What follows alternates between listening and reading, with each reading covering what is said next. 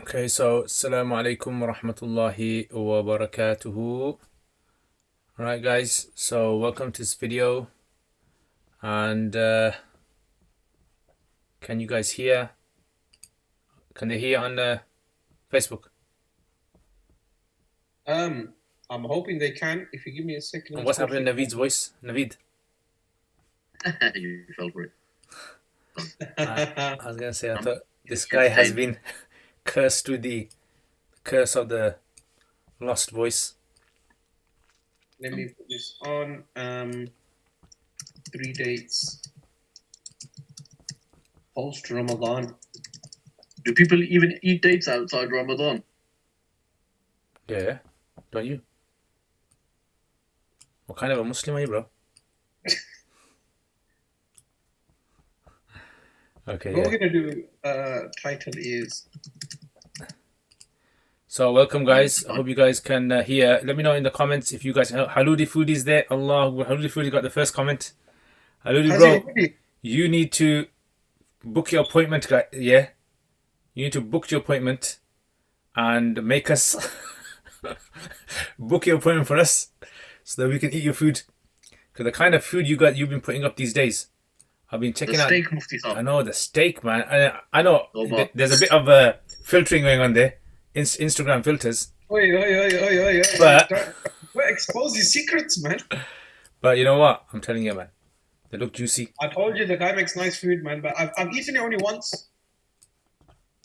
I've only eaten his nice food once. So Yeah, I'm not 100% sure as to how actually nice the rest of it is. Yeah. Invite us. Invite us, bro. Invite us. Go for it. Inviting us out. YOLO. You only live once. Please share on your Facebook page. MashaAllah. Yasin is here from South Africa. Ahlan wa sahlan. Hamdan is here. Hamdan Rafiq Sufi. Wa alaikum assalam. ZA is here. Wahid. MashaAllah. Ahlan wa sahlan. Dan Yusuf. What? Yeah, and Haludi, get ready for another episode. Yeah, we're gonna bring you on again. Yeah, because you know what? You stole the show, bro. You officially stole the show, and you made us look like amateurs. And we've been practicing since then. We've been like really practicing, putting our game up. Yeah. we have indeed. We're trying to be better. No filters, but blood is haram.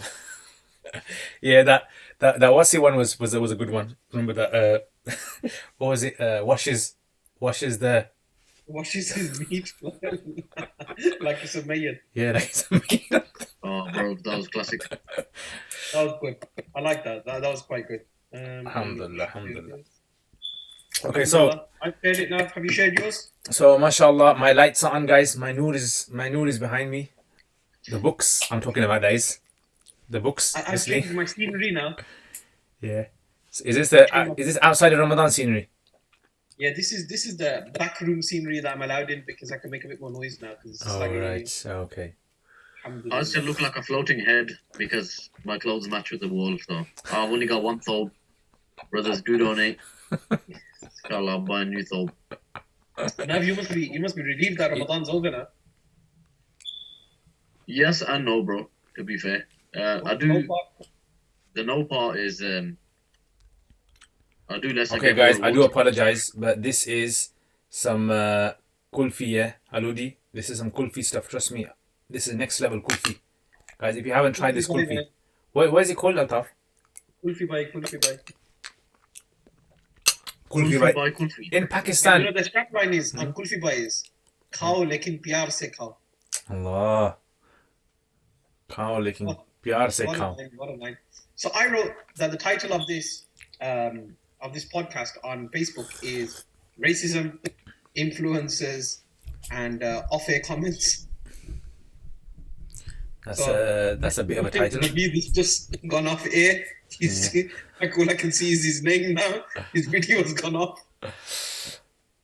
Yeah. So guys. So what? Okay. So guys, let me ask you a question now. Yeah. So go on. You know, you don't have to answer it if you don't want to, but if you don't, then you're gonna get kicked off the next episode. So Ramadan's over, yeah. Yeah. But I think it is. Yeah, so it is definitely. Even Saudi says it is. So Ramadan is over, but as in, what is the next step for you guys? Like, what seriously things have you kind of like decided to implement into your life? Or was it all, or was it just all all that? I think it's a bit all that, you know.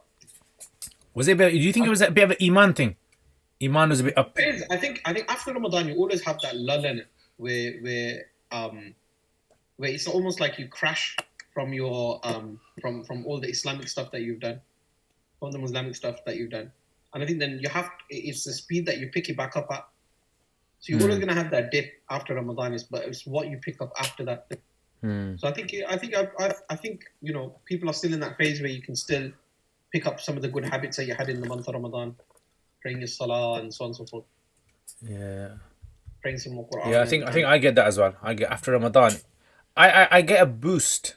You know what I get a boost of? So I tell you, it's a bit strange. Yeah. Go on. It's nothing haram, but I get a boost. You know, like when someone dies. You know, like when a scholar dies, I get like an iman boost. You know. You know why? I tell you why. Because I think to myself, you know, these scholars are dying. You know, recently quite a few scholars have died. Like one of my teacher's teacher died, Mufti Saeed Hanparampuri. And I don't kind of put stuff up on social media. I don't see it necessary to have to comment on anything on social media. Like, you don't even have to go on social media. It's not fun to go on social media. It's not. That one later. It's not fun to go on social media, and if you're on social media, it's not fun that you have to comment about every world event, right? It's not like I'm not getting paid by governments or organizations to, you know, to promote things. So you know, a few of my teachers have passed away as well. But the thing was, I was thinking to myself, you know, when these ulama die, the next people who are taking their position, whether they are qualified for it or not, are us. You're not you two.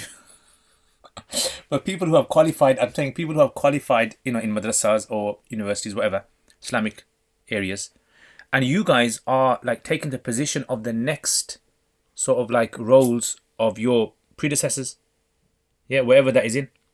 And it's, I mean, that motivates me. That makes me think, look, you know, before I die, I need to be able to live up to their standards or better than them. Yeah. Otherwise, what's the point of me living in this world and just carrying on like everyone else? So I get that motivation, I do. And that's why, like, you know, sometimes I'll be making a video or something. I think to myself, you know what?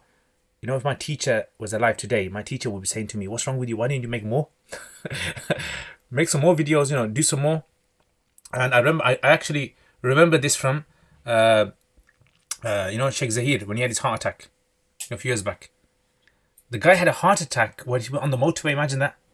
He was on the motorway driving, and whilst he was driving, he was having a heart attack. He didn't realize. And it was only when, like, he was rushed to the hospital that they realized he had a heart attack. And then after that, he I think is that people told him, like, chill out, calm down with the talks and all that, because he traveled a lot. I remember, you know, like in 2014, 2015, 2013, he was like traveling up and down the country, giving a talk nearly every Friday or Saturday, yeah. And you know, the guy's in his late 40s, and people were saying, you know, calm down, man. You know, you're an old man now. But then I remember he said one thing, which was that, look, if I die, I haven't achieved what I could have achieved. I'm gonna die anyway, but I haven't achieved what I could have achieved.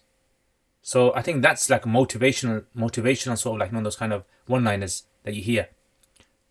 People. I think people need motivational people out there that are just full of energy, full of sort of like you know, ideas, full of.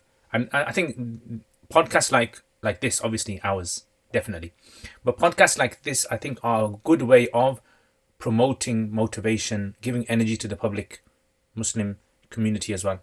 Especially when you hear about, you know, what happened about George Floyd, or what happened with, you know, certain Muslim influencers who've taken the hijab off, or, you know, whatever. Yeah, it demotivates. Nav, you took off your you took off your hat. I took off my topi. MashaAllah, Yasin Kipi has given donated 70 rands. Is that rands? Is it called South African rands? 70 is donated to us. MashaAllah, Jazakumullah khair. Yeah, 70. Jazakallah khair, Yasin. MashaAllah, may Allah reward you, saying, may Allah bless you for your great work. Alhamdulillah. Jazakallah khair, guys. Thank you for any I didn't know we were doing a fundraiser, but chalo. donations. Yeah. Actually, I'm I thinking. mean, you just donate on the Mufti Saab's page towards his work, innit? Yeah, I think what we can do is maybe some sort of a project that us three of us can set up, and we can get people to donate towards that. What do you guys think? Maybe for long term in the future. That'd be really good. You know? Something like a school in Ghana. I know there's a certain somebody watching this at the moment now. So, why is school in Ghana? I wonder why. Mr. Malik. Mr. Malik's watching it. I think he's still on. Yeah, he's watching it. He's not going to click off now. He's going to be like, yeah, you know what? These guys are on it with me. Alhamdulillah. But Yeah. I think one of the things that came up was like in the last few days, and I think what this podcast allows us to do is gives us a platform to just pass some commentary on what we think of some of the stuff that's going on and how we relate to that. So like at the moment, the whole world seems to be embroiled in the tragic events that took place in the United States where a black man was arrested and he was just going shopping, right? And then he was arrested, and a police officer put a knee over his neck, in a way to kind of like, stop him from moving or whatever it was. And he wasn't even resisting arrest. Is that like a proper formal way of pacifying someone? Is that what they teach them? I have no idea. It just doesn't seem right. It bears a lot of resemblance to other parts of the world where oppression also takes place. Yeah. Yeah, where people put their knees on people's throats and. Because in your neck here, I remember this. In Pakistan, there used to be these guys that used to give malish. Yeah. So I don't know if you kind of like maybe in India as well. You got this over there, and they walk around with like these bottles of oil, and they flick them, and you can hear the sound, and that's like they're calling for if you want to hire them for the services. Yeah, it's like ching, ching, ching. So you give them like about 20 rupees, 30 rupees, and they like just give you a massage, and you tell them obviously just do certain areas, not everything else. So the guy here, he was giving a massage, give him a head, and then he touched my neck, and then he pressed it over here on both sides. Yeah, I don't know what arteries are here, but what happened? I knocked out. I went unconscious.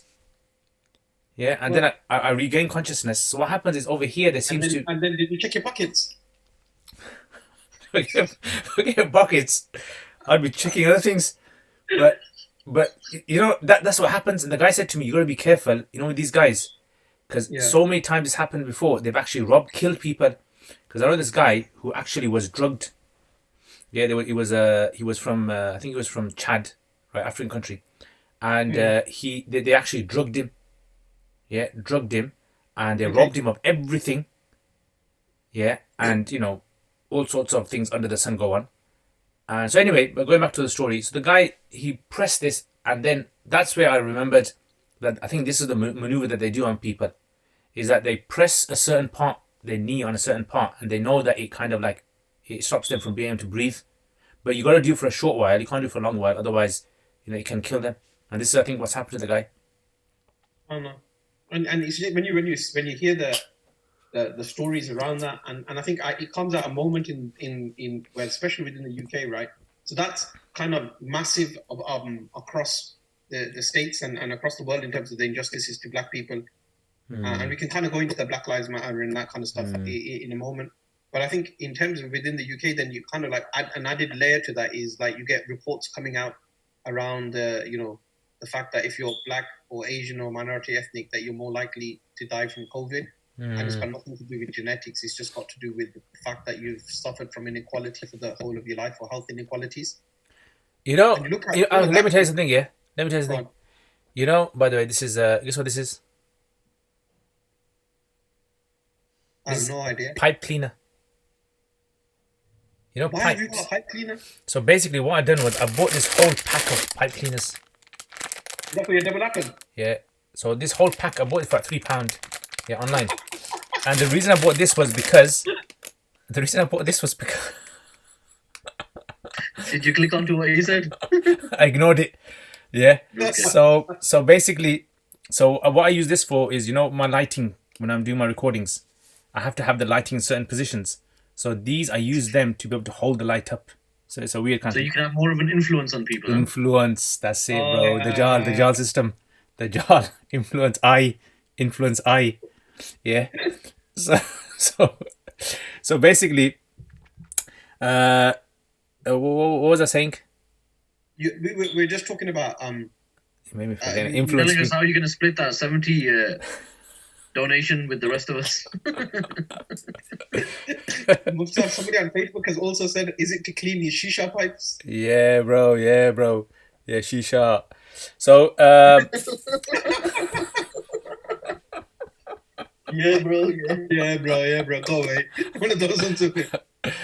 so as I was saying, before I was rudely interrupted.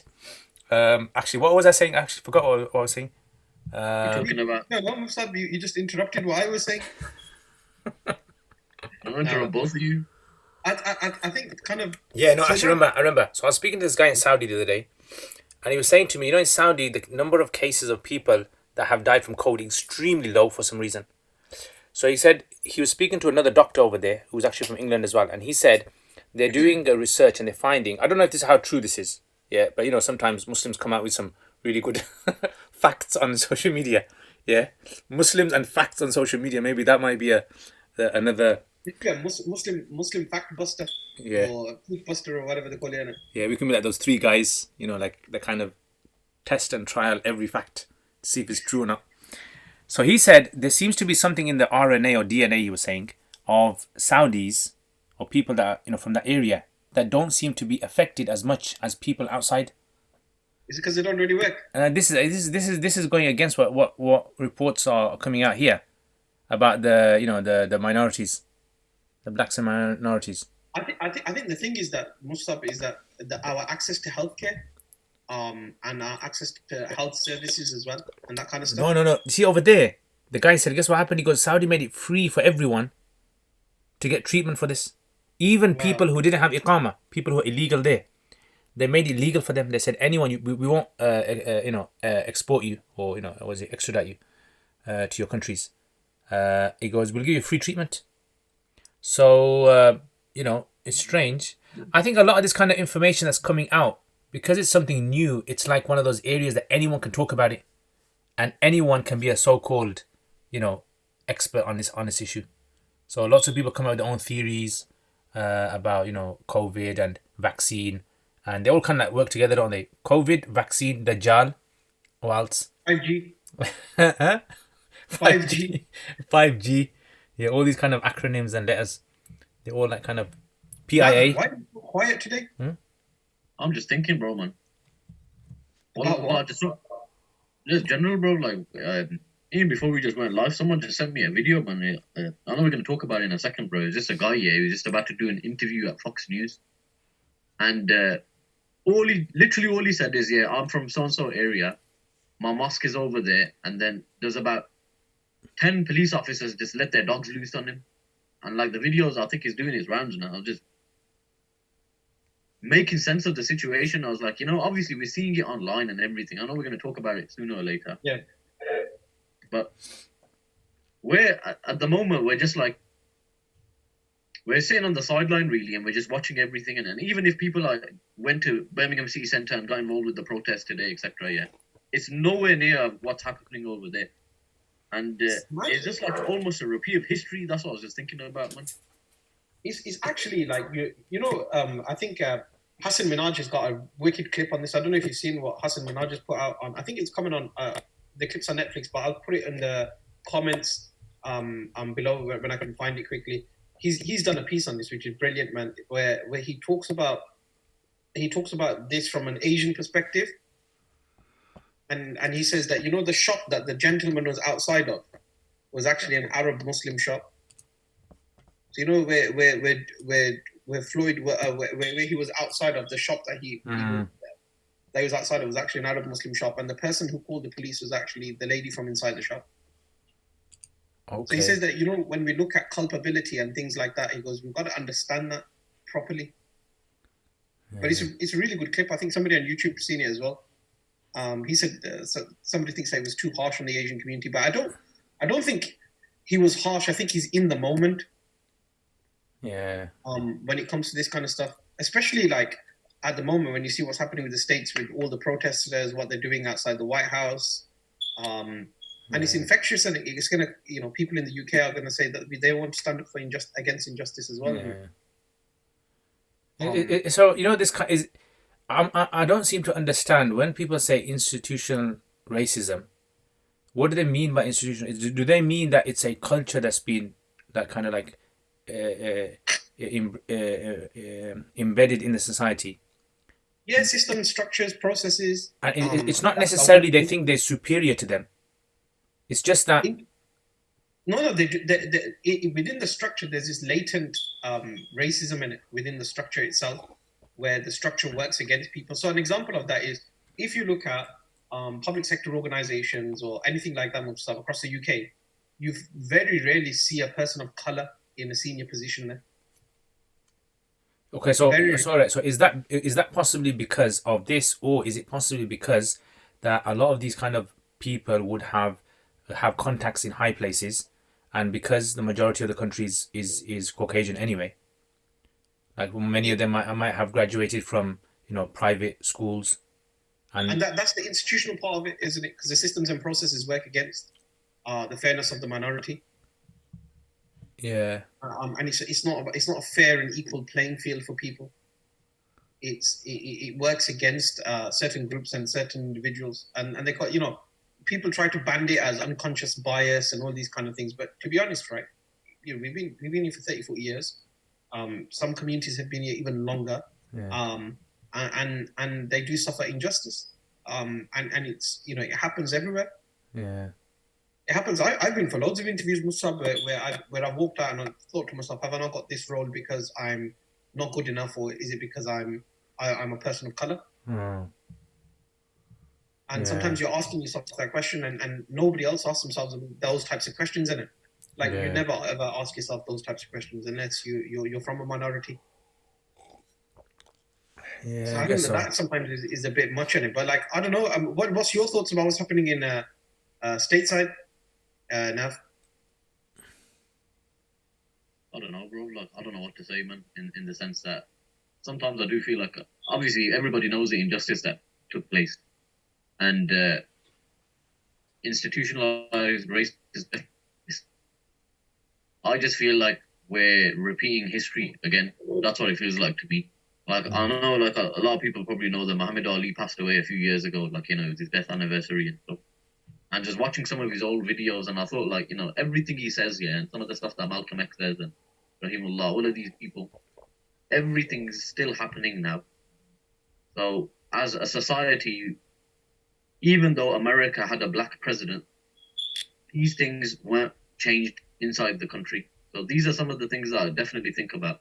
Even in general, bro, it just makes me question racism as a whole. I think we live in a society now where being non-racist isn't good enough anymore. You have to be anti-racist to try and sink it into certain people's heads. And in general, like, even I haven't seen Hassan Minhaj's clip, but Asian people in general, like, I know what our own communities are like, bro. Forget. I'm going to stop you there because I'm going to stop you there. I mean, you see, what I think tends to happen in these kind of situations is whenever a certain problem arises in the world, whether it's to do with feminism, with women's rights, or whether it's to do with minorities, or whether it's to do with injustices happening in wherever they're happening.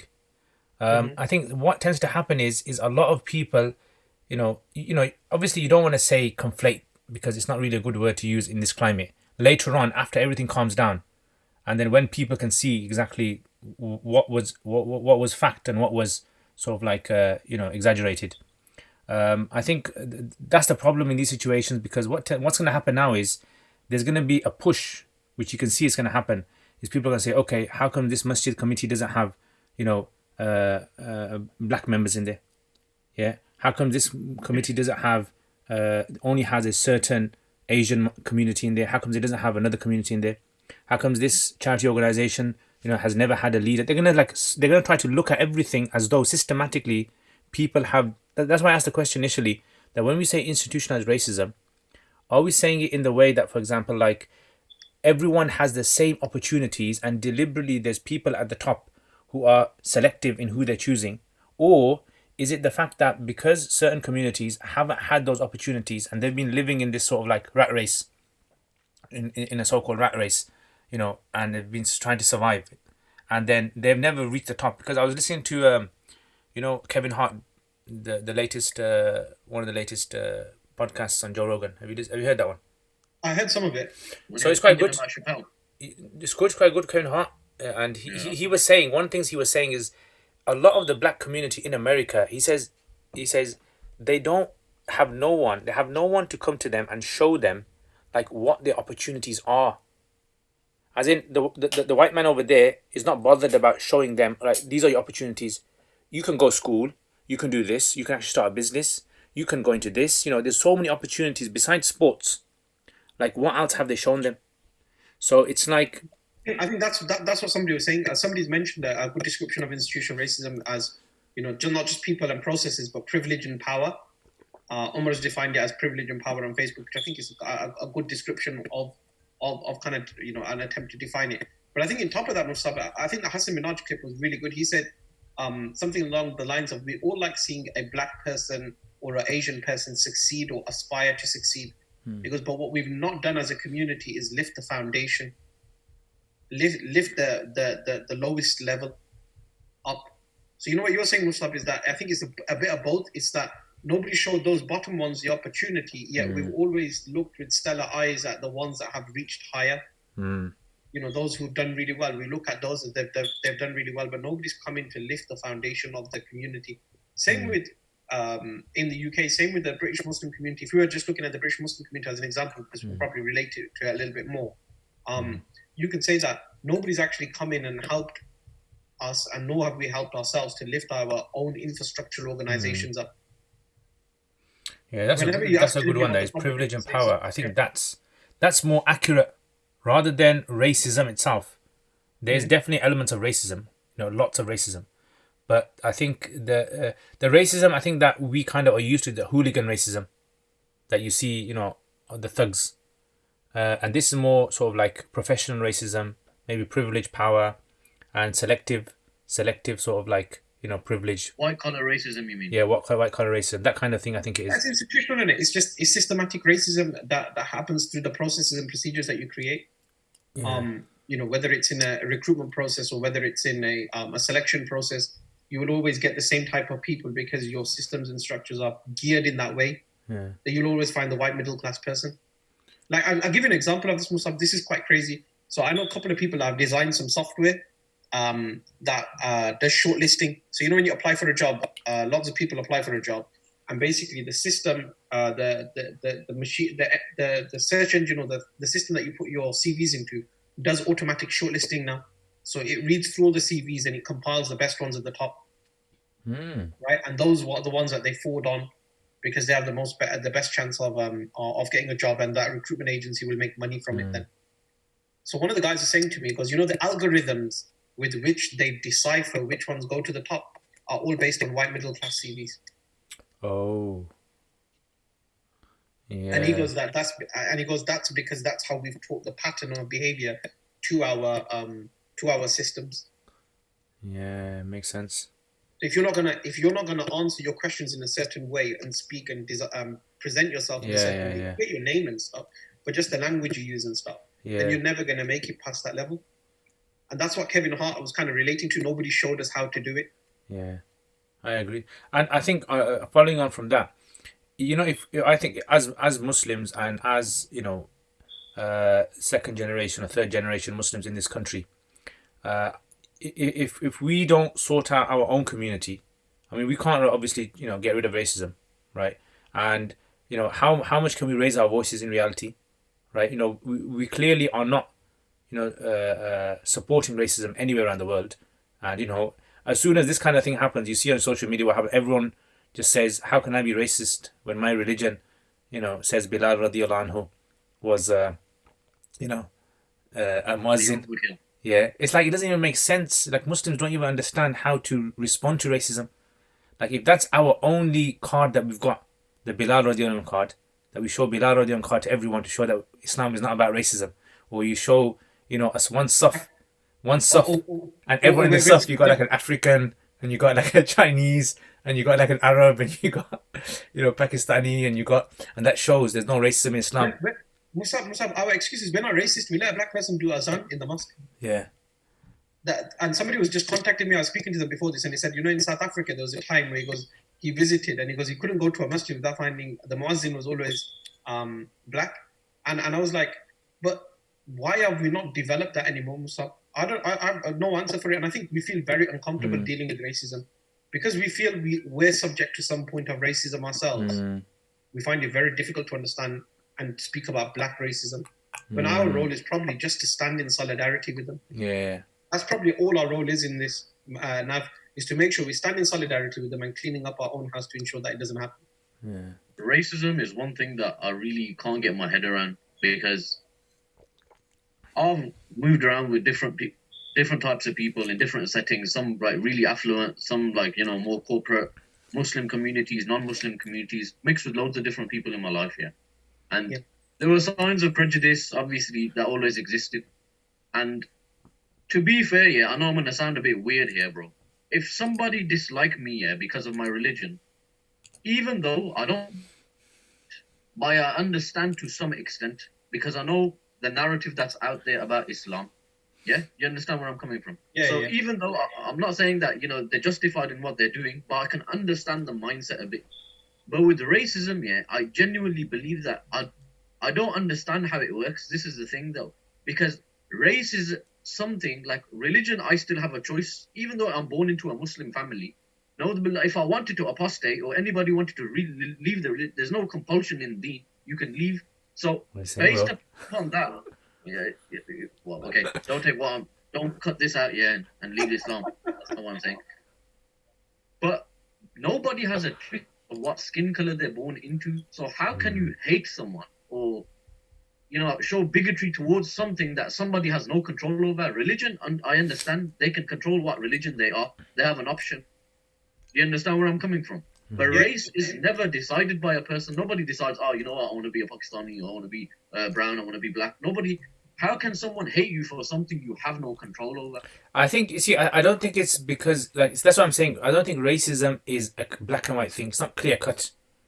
Yeah. I think a lot of racism is to do with other factors as well. Like, for example, in a society, there might be a culture that's been developed for so many years where it looks down upon a particular sort of community, whether they're black or whether they, maybe from a certain different part of the world. And that's simply because maybe they've been shown through the media or through experience. The leftovers of colonialism. Yeah, that it could be that. And it just could be, for example, like, okay, I mean, when I was growing up, a lot of the robberies that would take place when we were young would be committed by a certain group of people, right? Mm-hmm. And then that set a mindset that every time you see these people walking down the road, you kind of lock your doors, Or so it slowly developed into this idea that, you know what, these kind of people stay away, don't trust them, but they could be good people. It was just those few individuals that spoiled it for everyone else. Now, for example, in the 2020, in our communities, we've got people who are from our own skin color who are doing the same, like robberies, drug dealing. Yeah. So I think a lot of this kind of thing is because it's the way a lot of information is fed to us as well. The way the media portrays certain colors, the kind of like, roles that they have, or maybe even, in the media, the way like Muslims, the headlines for Muslims is different from for non-Muslims, or, for various sort of individuals. So I think that's also, something to think about as well. Yeah, no, I think that's true.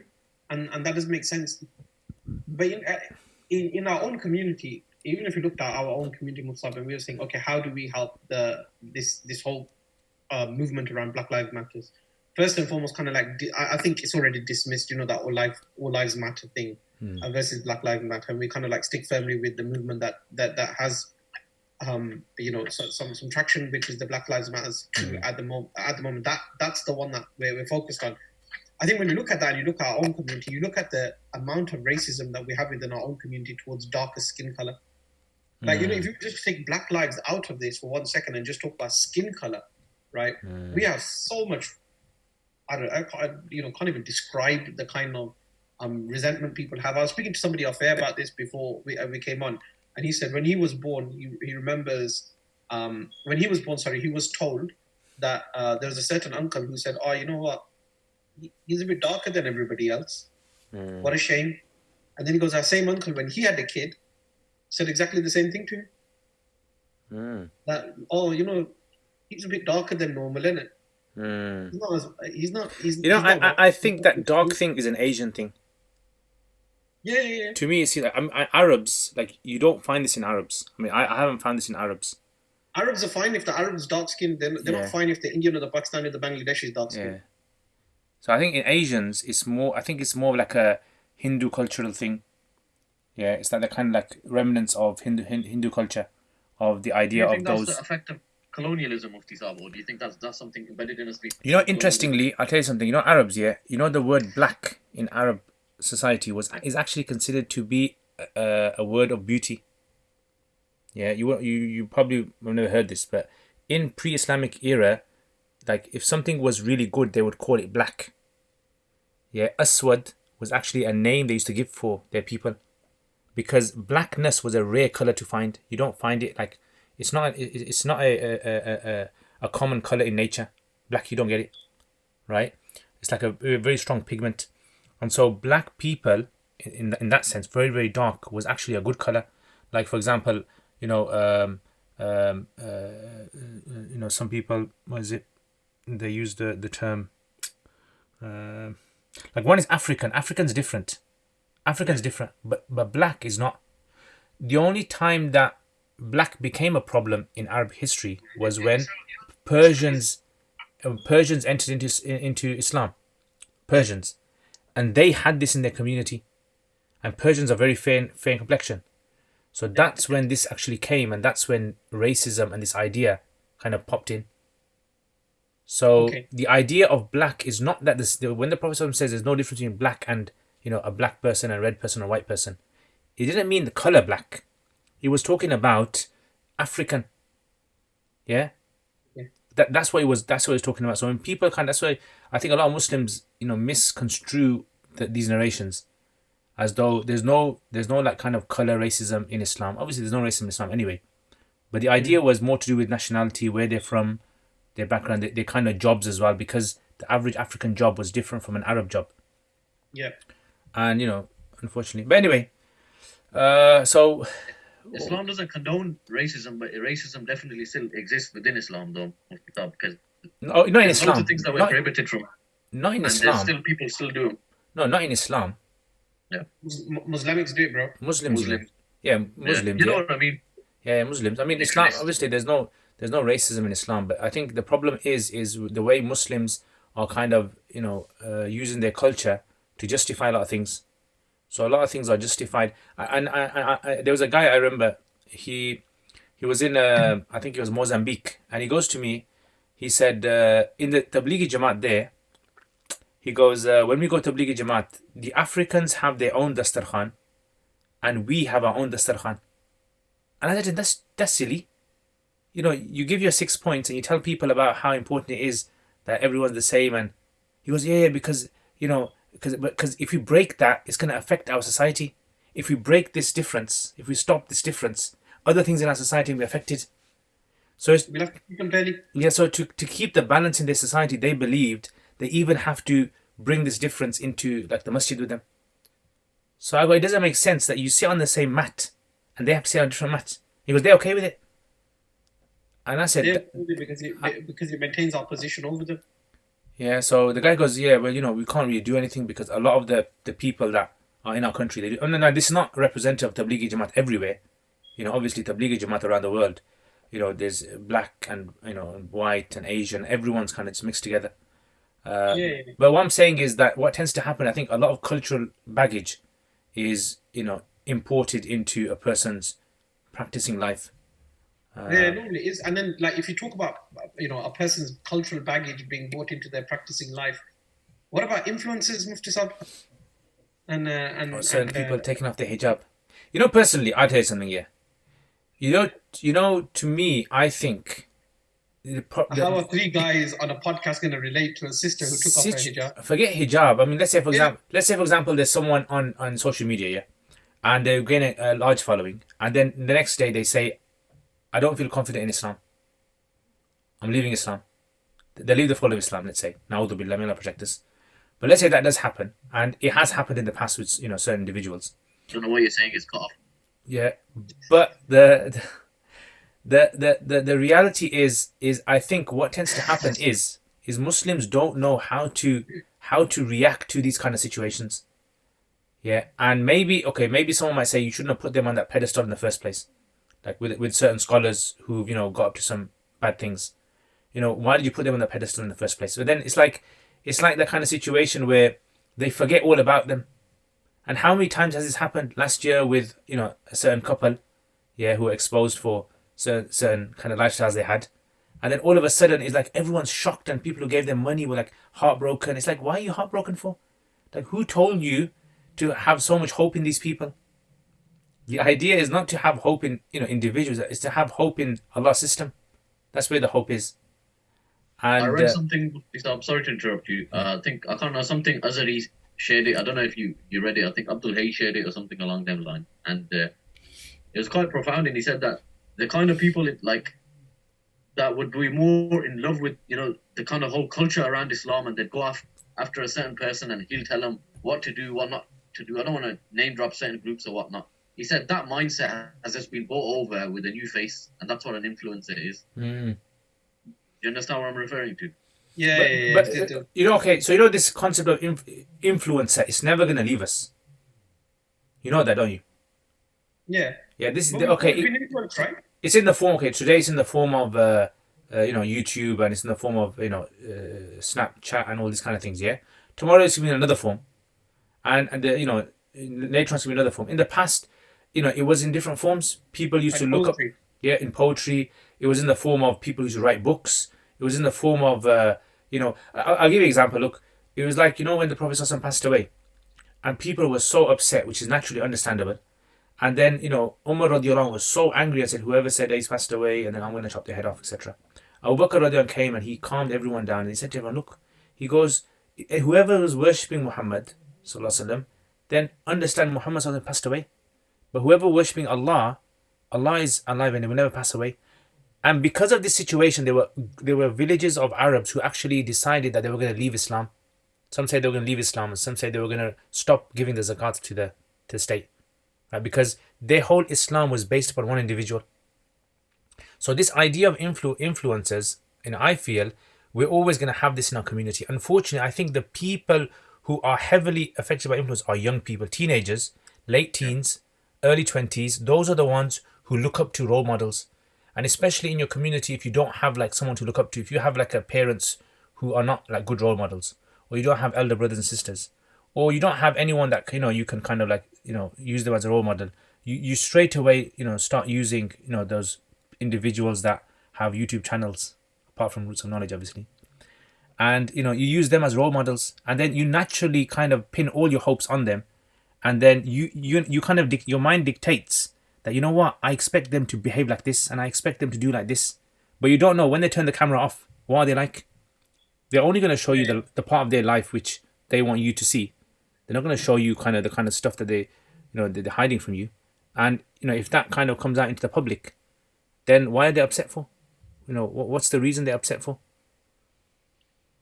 Yeah, but I was saying that, to be honest, like I was up till Fajr and 120 team 122 and I was just Team 105? on my Facebook scrolling down, and everybody was just talking about it. I was like, well, why is it relevant or important for like guys that have that person had no impact in their life, right? But they felt it necessary to comment on the fact that influencers are bad and all of this kind of stuff. Like, why do you care?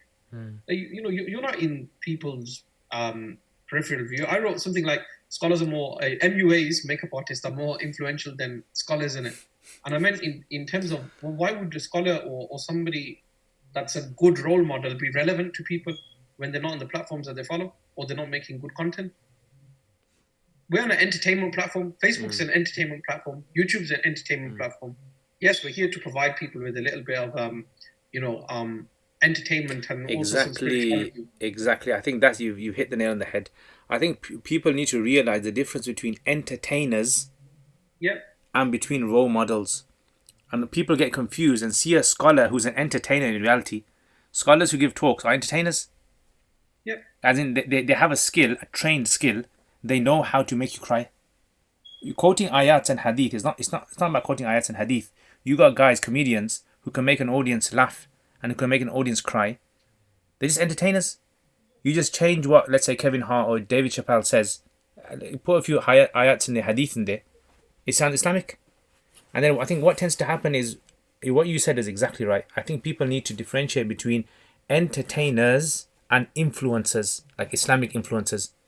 So a lot of people just assume if you're Muslim name, you must wear a hijab. How dare you come on social media without hijab? And then you get all the people who are quoting the ayats and the hadith. How dare you become a politician without a beard? How dare you, it's like we're dictating the Islam to them. Whereas, And we put the moniker before the minute. So we say a Muslim influencer. And that person just says, I'm just on YouTube. I don't know what you're talking about. I'm Muslim and influencer. I'm just here doing my To be thing. fair, I know a lot of people had a lot to say, and obviously, you mentioned the fact that how come like somebody that's got nothing to do and is got no relation and no interest in whatever this said sister is doing, and they don't follow her page, but everyone felt the need to comment. I personally don't have daughters. I don't have children, but I'm sure there's a lot of people. You personally don't. So you That he knows of. what does that mean? No. I personally don't.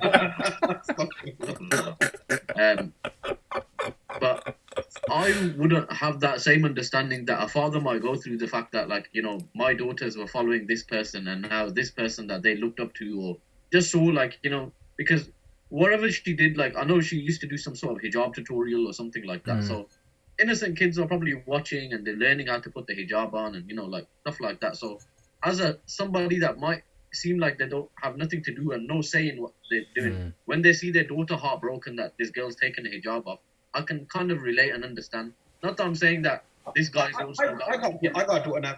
My daughter's 9 years old. My daughter loves, like, watching YouTube and stuff like that, even though we try to manage that as much as possible. Yeah. If my daughter said to me, I'm disappointed that the lady took the hijab off, I was like, so? Why do you care about her? Carry That's on. you doing it, bro. That's you and your mindset. Other people don't think like Okay. So when you're saying that, this teenager, her heart broke because someone took the hijab off. Yeah. Is it heartbreak because they had so much attachment to them, and that one symbol of Islam, like let's say for example they find out that she doesn't pray 5 times salat, for argument's sake, it doesn't cause them heartbreak. Oh, it's okay. Yeah. Is it hijab because they feel hijab holds more weight than praying 5 times salat? It's not that. Is in this day and age, even adopting the Muslim identity means a lot to people, Mufti Saab. And even though I don't think like this personally, and like Altaf said, if I had daughters, I wouldn't maybe necessarily have something to say about it. Some people, they feel like they need to say something because this is not the first time something like this has happened. And the issue at hand, what you call it, is not that the child like follows this person for religious advice or anything. It's just somebody that was Muslim and had a public limelight, and out of everything that's out there, all the noise and in the jargon and everything, this is one person they felt that, I can look to this person and copy them in some aspects, not in all entirely of my religion, but at least, I like watching hijab tutorials or something, and I'm going to see something like this, and that's why they feel heartbroken. Okay. Well, let's see. What I'm trying to come at is this way. Okay, let's say for example, like it was a guy and he came out and he said, I'm gay, I'm Muslim. Yeah. Or let's say for example, like it was like, If it was that, we wouldn't know how to react. Yeah. Like, is that because it hurt our own image of how we wanted them to be? How we perceive Islam, yes, of course, it has a massive part to play. So that's what I'm saying. What I'm saying is that we're gonna have bigger problems with TikTok and all these things. We're gonna have massive problems that are gonna come if we're pinning all of our hopes. If we're teaching our children course. Like if this father now, I would understand it if this father brought up his child and daughter and sat her down and said, look, these people on YouTube, do not take them seriously in your religion. If you want to watch it for entertainment, watch it like you watch Hollywood. Watch it like you watch Bollywood. I tell you what happened. In Pakistan, Asians are very, very sort of like, sensitive to this. Yeah. So because they take every little aspect of their religion to be a respectful sort of like symbol. Yeah. Of course, yeah. Like even covering the Quran and all that kind of stuff. So when Urtugal Before you go on with these up, even like if the adhan goes on, people will cover naturally their put hair, scarf off. yeah, and I they don't feel really hurt if they don't see someone Yeah. else do that. Yeah, of course. So when Urtugal came to Pakistan, it was about a few weeks ago. Did you see all the kind of the anger that they had against some of the characters on Twitter? Well, people have gone on their personal Twitters and said that, like, how come you don't wear a scarf in real life and stuff like that? I read some of them. I was like saying, "Curse be to you! On TV, you show us this much love for Allah, and on Twitter, you have no scarf on your head, and you got no beard, and you got no this."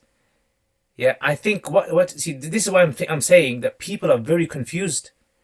It's like people those kind of Christmas winter balls that you kind of shake. Yeah. I think people are like that with their faith. They don't know what faith is. To them, faith is simply identifying yourself with a certain celebrity, and it just goes into that cult kind of mentality. This is a different cult. If you're watching it for 10 years, if you're watching a lady, and you have so much attachment to her, I see that as a cult. She puts something up and you have to buy it. She puts something, you have to buy it.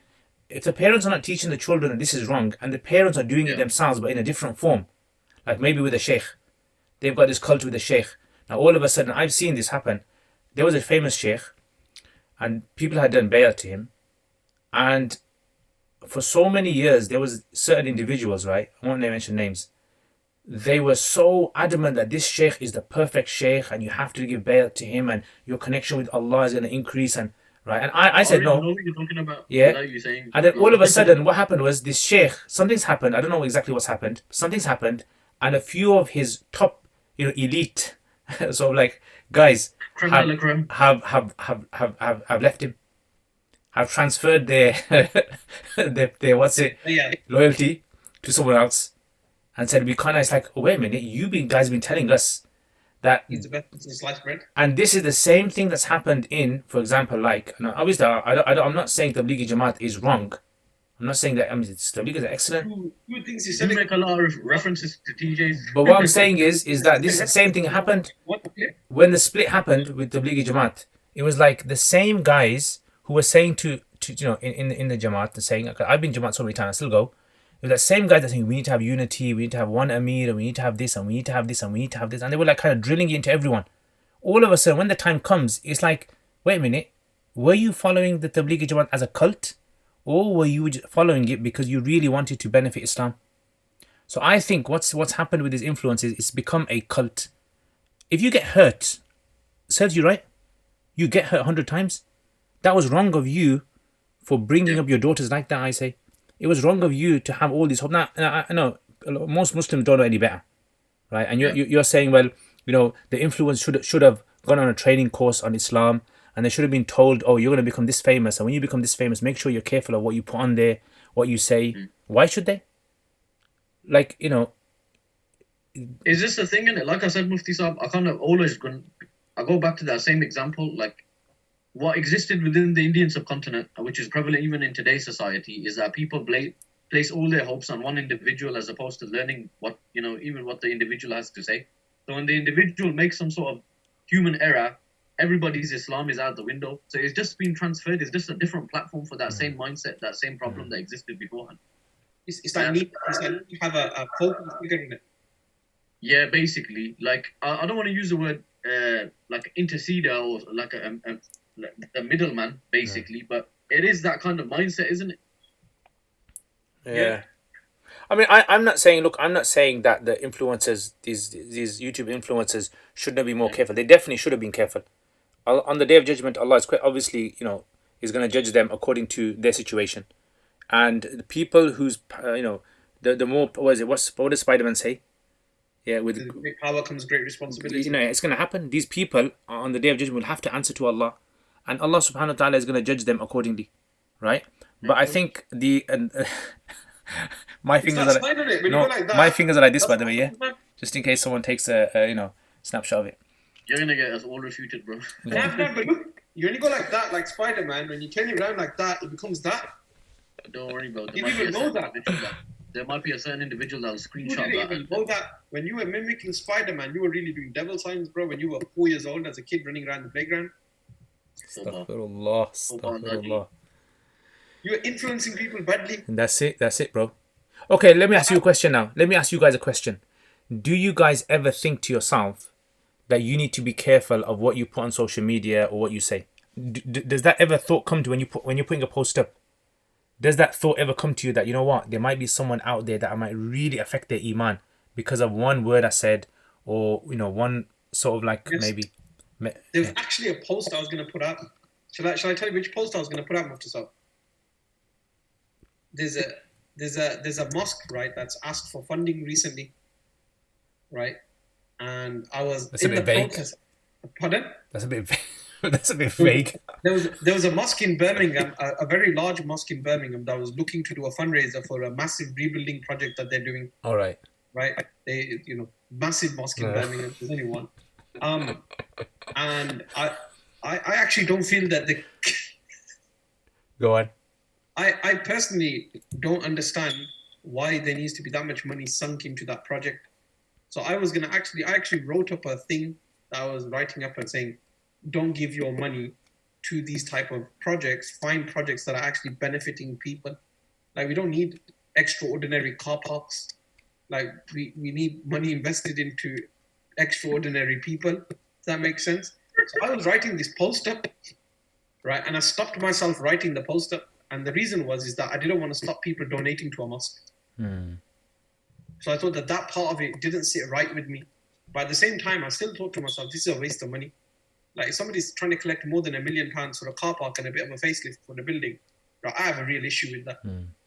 The amount of trouble we're in as a community, right, and you get something like that, then you think to yourself, what on earth are we doing? So I wanted to write something, but then I didn't, because I didn't want to. So okay, so you're refraining from kind of sending it up, posting it up.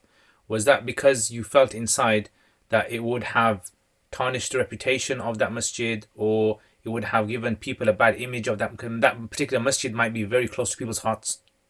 Yeah. No, I don't really Might care be about that. might be a very peaceful place. According to I some. don't, yeah, it's peaceful because it's empty. Do you know what I mean? It's true lines, bro. You can cut this part and show them. Wait, okay, let me say something. Was because of the fact that it was a masjid, and I didn't want to associate or put out there that you shouldn't give money to a masjid. Okay, let me say something. Yeah, let me say something. I know Sheikh Zayed's famous clip goes around that you're ready to pay £1 million for a minaret, but you're not ready to pay. I think people, they take one statement of a sheikh and they take it like face value and they apply it to every single thing in the mosque, and it kind of makes the mosque, it's like everyone knows how a mosque should run. Well, how does everyone know how a mosque should run? And everyone seems to know how much money should be spent on a mosque, and everyone seems to know how much you should give the imam. Right? I think what tends to happen is influencers, Sheikh Zayed, if you're listening, please retract your clip. So I think what tends to happen is Sheikh Zayed might say something, and he might have said that thing in a bayan, and there was like a context for that talk. Everything had a context, and when it was taken out of context, You know which mosque it was as well? and people basically now go around quoting this kind of Sheikh Zayed thing. I'll tell you something. Like in the classical books, many of the scholars actually said you should make the masjid. No, listen. They said many of the classical scholars said, because there's a hadith where the Prophet said near the end of time people will be boasting about the masjid they have, right, competing in masjids. So some of the scholars said that this hadith does not mean it's wrong. The Prophet is not saying that it's wrong to do this. All he's telling you what's going to happen in the future.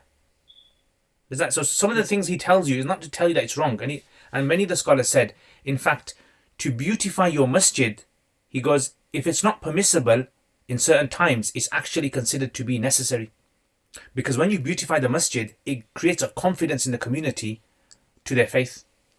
Like, this is like an emblem of the faith. The masjids are the emblem of our faith. And if you got like a derelict masjid and looks really kind of run down, I'm just giving like one view of it, of how the scholars looked at this. So the spending. That's in a vacuum though, which is Yeah, I know. that's in a I know. vacuum So where yeah. nothing else exists. Yeah. Where you got like over 1,000 mosques, right, and probably 200 or 300 mosques in Birmingham, Yeah. right, and then you've got like all these mosques, mashallah, beautiful in their own right, and Yeah. everybody understands their beauty and the work that people do. You got to question at some stage the sanity in investing a large sum of money, right, into infrastructure when that isn't what the need is of the moment. Like I get that we have to have long-term projects in place. But then the question I'd ask you, the question I say to you, okay, but who's giving the money? The public would be So given then, money. why are they giving it for? Because they're given a wonderful marketing opportunity. It's the same as why loads of Muslim charities raise money. So I mean, It's a capitalist market anymore. Is if I make a poster look good, and I make it sound necessary, people will give money for it. We're a very open-hearted community, and the problem with that is that sometimes we fund stuff that probably isn't needed. So okay, so as a solution then, okay, the masjid are not going to take up the role that they're going to start looking into ways of how to use Muslims' money in a more effective way, which you're saying they should. Is that what you're saying? Yeah, I'm saying that when a masjid doesn't have any major issues that come to the fore, like just from looking at it, obviously it might have behind the scenes things going on that we don't know about, but generally, where they don't have that, you've got to be asking the question is to actually, do we need to invest our money in this at this moment in time, where we've got young people that are going away from the faith, where we have a lack of investment in youth services across the city, right? Especially when it comes to young Muslims, and just focus on young people, forget everything else, homelessness and domestic violence for 1 second. Let's just put those to the side. When we've got this severe issue within the community where people are losing their faith, where they're not connected to the mosque, is it really infrastructural cost that we need at this moment in time? Nav, what do you say, bro? Silence is key. Ooh, Silence bit is of a gold. tricky one, isn't it? Silence is gold, but you have to give your zakat. Allahu Akbar. Oh, I clapped online. Somebody's going to refute me. No, you only clap You're twice. already doing devil's You only did advocate. 2 claps. I don't know, Mufti Saab. This is a subject that it's a very sensitive one. I'm gonna go back to your original question. Do I think about before I post something online? Because that's what the conversation got That's a to. good politician you are now. There's a political way out of it. Also, I've got to remember that this is a very sticky situation, but I think I will refer back to the earlier question that you posed. Yeah, You can because actually- that's what you asked him. That was a tangent that you actually went on because the question was, do you think about what you post before you post it, and why do you? And well, I do. I have to. Just because I know there's a diverse type of people that follow me, I think sometimes what I used to do, like I don't Okay, know what I've been doing for okay. ages. Let me ask you a question. Yeah, you can answer if you want. How much following do you have? Oi. No, so we can understand it. Like, what is the limit for influencer? Like, how much do you have to have a I following? don't have that many people following me anymore. So okay, humbleness. Forget humbleness. Yeah. What's the limit you would say, Naveed? That's an influencer limit. I have no idea, Mufti Saab, because what I'll say is this: even organizations that manage influencers, they define influencers in different things. Like somebody might be an influencer but might not have a huge following on social media as such. Not all the time. It just depends. They just want somebody involved with a particular sector or a particular industry, and that person becomes an influencer. It doesn't necessarily mean that they'll have a huge following. Yeah. With myself, I don't have a huge following at all. At one point, I did. I had about 7,000-8,000 people following me on Facebook, and then my own Facebook was maxed out. My Instagram's not that great. About 4,000 or 5,000 people on there. I'm not on YouTube. Even I used to be on Snapchat. I don't even use Snapchat anymore. I had just over 2,000 people on there, but it means nothing. The reality is, I got 10 seconds of popularity because I went on TV and I did a little show. And then, unless you keep posting, unless you keep on trying to stay relevant, and you're just posting dumb stuff, I knew if I wanted to hold on to this following of mine, I'd have to be that guy that post the video. Oh, look at this, subhanallah, this happened over there. Let me share it. I want to be the first one to share it. I'm seeing a video that's gone viral. Let me share it on my platform as well. So let my platform get all the shares and let my popularity increase. I did do that at the beginning because I was stupid. Because I just thought, yeah, I want to be. I convinced myself that rather than other people getting popular, I'm a bit more traditionalist and they should follow me instead. But the reality is that I know nothing, and I realized that with great power comes great responsibility. The reality is, you can say something, you don't know where it ends up, you don't know who's going to share it, you don't know how they're going to take it out of context, you don't know what they're going to take from it. Even as something as simple as a quote. Now, if I'll post a simple quote from a scholar or something like that, or something that I've read, there's something that I used to do a lot. I used to manage a few. I'm not going to go into that. We'd post for certain scholars or whatnot. If I come across a quote or like something from Fuaid or something like that, if I thought it's beneficial, I'd share it. But even now, You never posted any of my quotes. Yeah, I'll show you a quote. If I share something now, I'll make sure it's got a reference. So people think that, wallah, people used to share it and people used to say, mashallah, Nav's the man, this and that. After that, I thought, why am I not putting the reference and stuff like that? Now, alhamdulillah, I'm at a state that I'd much rather somebody take what I've posted, and know exactly where I've taken it from and go back to that source. I never want anyone to hold me on that pedestal, because tomorrow when I make something, I'm going to be in a bad mood one day and someone's going to catch me on the street and they're going to say something to me and I'll react in a certain way. But I don't want to destroy that person's Islam thinking that, oh, bro, online you were like this and you were like that. And in real life, the guy, he gets angry. I don't want to be that guy. And then on top of that, Mufti Sahib, what happened with me is a bit strange. When I did this program on Channel 4, and, we were getting popularity or whatnot, other organizations, I won't go into detail, they approached us, they wanted us to do a pilot episode for so-and-so or whatnot. One thing that really stopped me from doing everything and not continuing and being this public figure is because, sadly, whether you like it or not, when you look like me, you've got a beard and you represent Islam, according to these guys, even though I don't think I'm any representation of Islam in that regard. When you're in that, when they put you on that pedestal, you don't realize that everything you do here will be judged as the standard that people should follow. So, for instance, if I'm on a program and I've gone into, let's just say, even to just to have an interaction with someone in a pub, outside garden, technically I'm not entering the pub, the people are there drinking and I'm just going there talking to them about life or whatnot. The next time a Muslim person is in a public setting, and they invite them to a dinner at the pub or a work meeting, they might think that, you know what, Nav's got a big beard and all of that, and he went to the pub and he stayed in the garden, so why do you make a big issue of it and we're not going to have our meeting in the pub?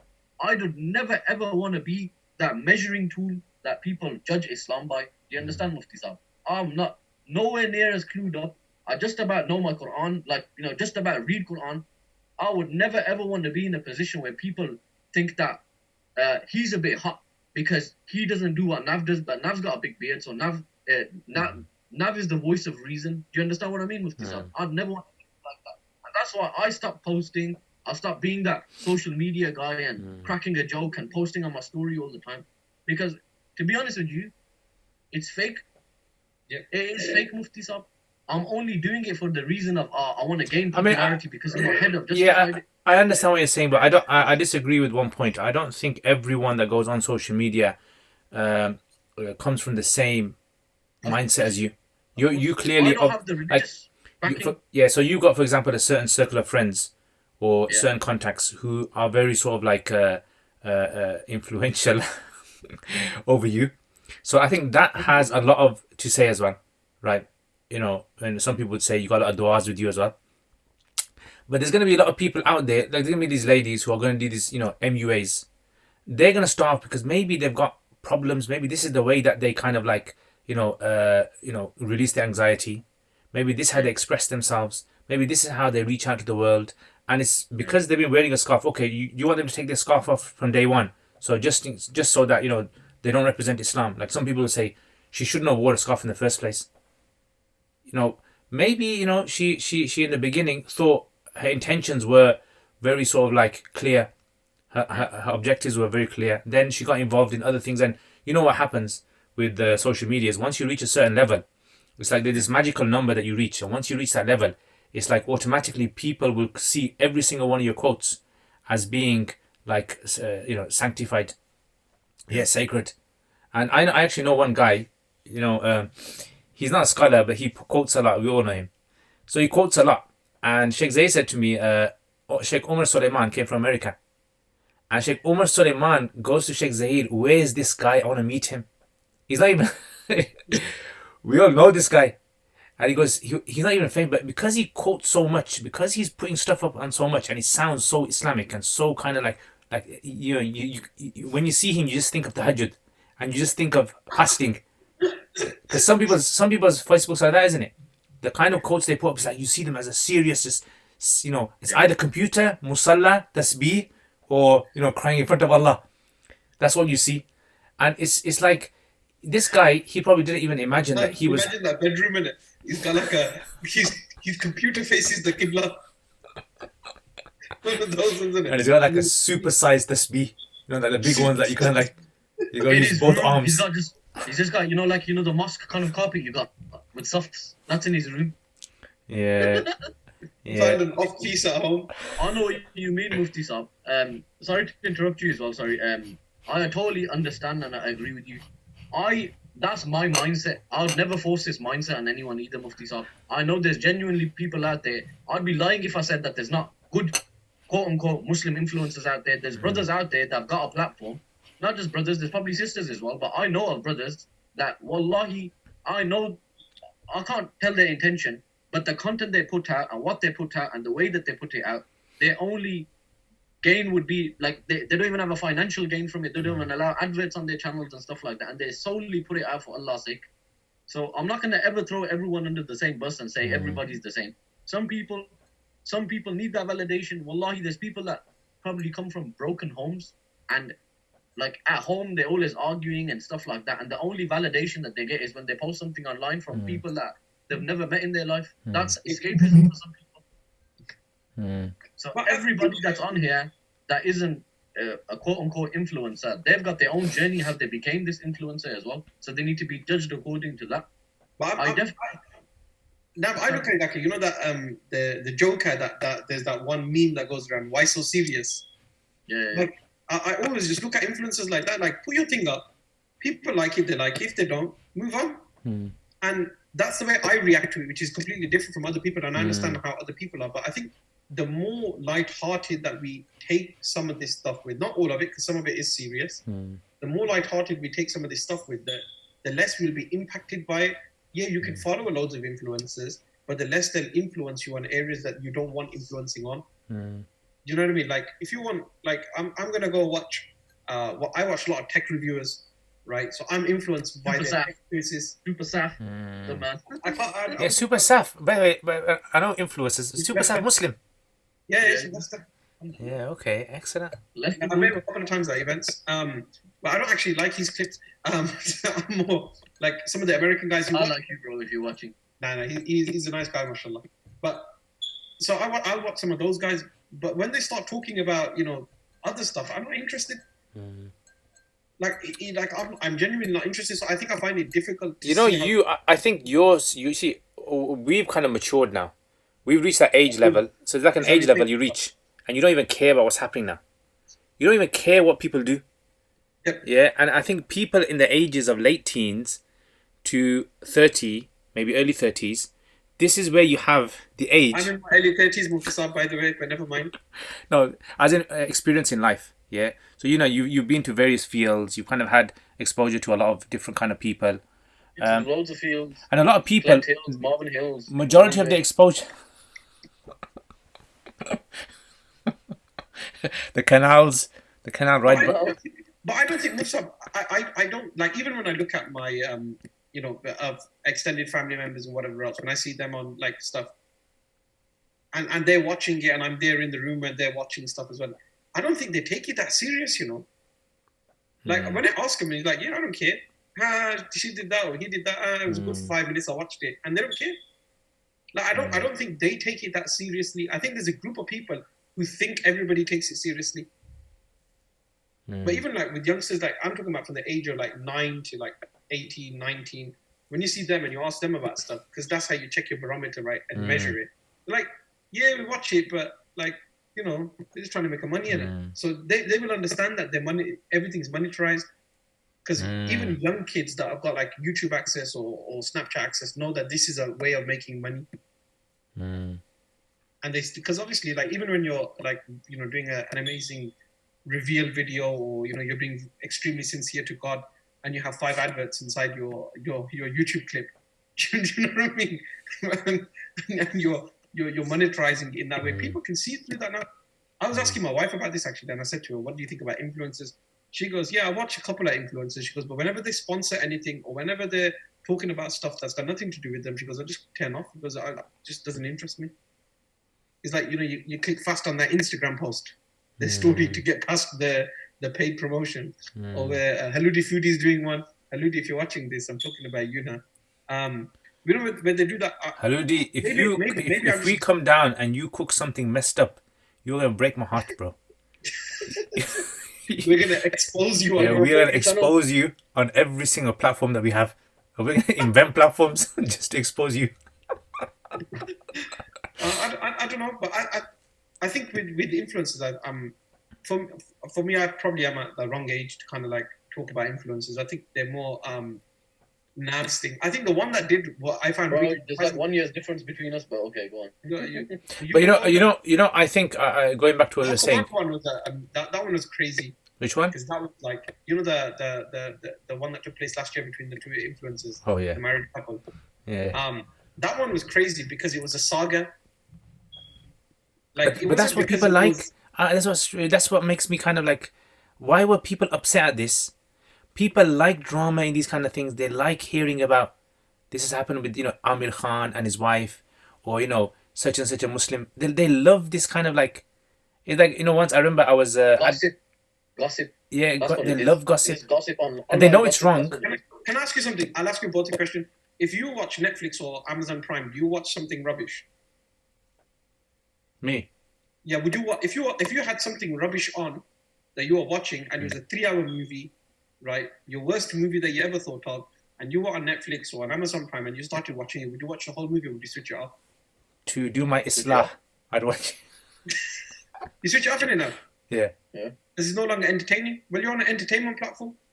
You're on Facebook. You're on YouTube. So I think we need to. Okay, so I personally think this is my kind of like, I'm trying to kind of like make sense of everything, put everything into perspective. So if I'm going to give a talk on this, or if I'm going to make some videos in the future on this, then I know exactly, you know, what to tackle. So what I'm thinking is there needs to be, number one, the influencers need those who obviously listen to us as in like Islamic sort of like speakers. They need to be told, right, like what you guys are doing is good. As in, if you're catering for a certain category of Muslims out there who find solace and peace in relating to you, as in, we all know the amount of influence. What's his name? What's that? MMA, Khabib. Yeah? The amount of influence he had when he, you know, beat what's it and the run up to it, right? And the amount of like just his one putting his finger up in the air, that got guys who probably don't even pray 5 times salat proud of their religion. And then you had other people saying, "Oh, why are you supporting him for? Don't you know he's doing a haram act of doing MMA?" Yeah. And then it's like, then you kind of you're in the two like dilemma. You're seeing yourself. He is supporting Muslims, giving confidence to those youth out there, which we know majority of them are people who have no role model, and you know who supports people who fight a lot. It's people who are into that kind of mentality, yeah. And then you're saying, okay, this guy, you know, I had a guy here, and the guy doesn't practice at all. One day I met him. He goes to me, "Do you know a particular guy in Birmingham who used to do very heavy talks? Yeah, a heavy voice. Do you know him?" And I go, "Yeah." He goes, "That guy's amazing." You know, his first talks came out. "That guy's amazing. Yo, subhanallah." Like, you know, I first time I was shocked that this guy has become close to Islam because of the things this guy is saying, and you know exactly, you know, where he's getting his information from, like the kind of talks he's getting. And I was thinking to myself, you know, maybe it's a good thing. Maybe he's that kind of like bringing in that crowd that's getting lost out there, far from their faith. He's kind of reeling them in.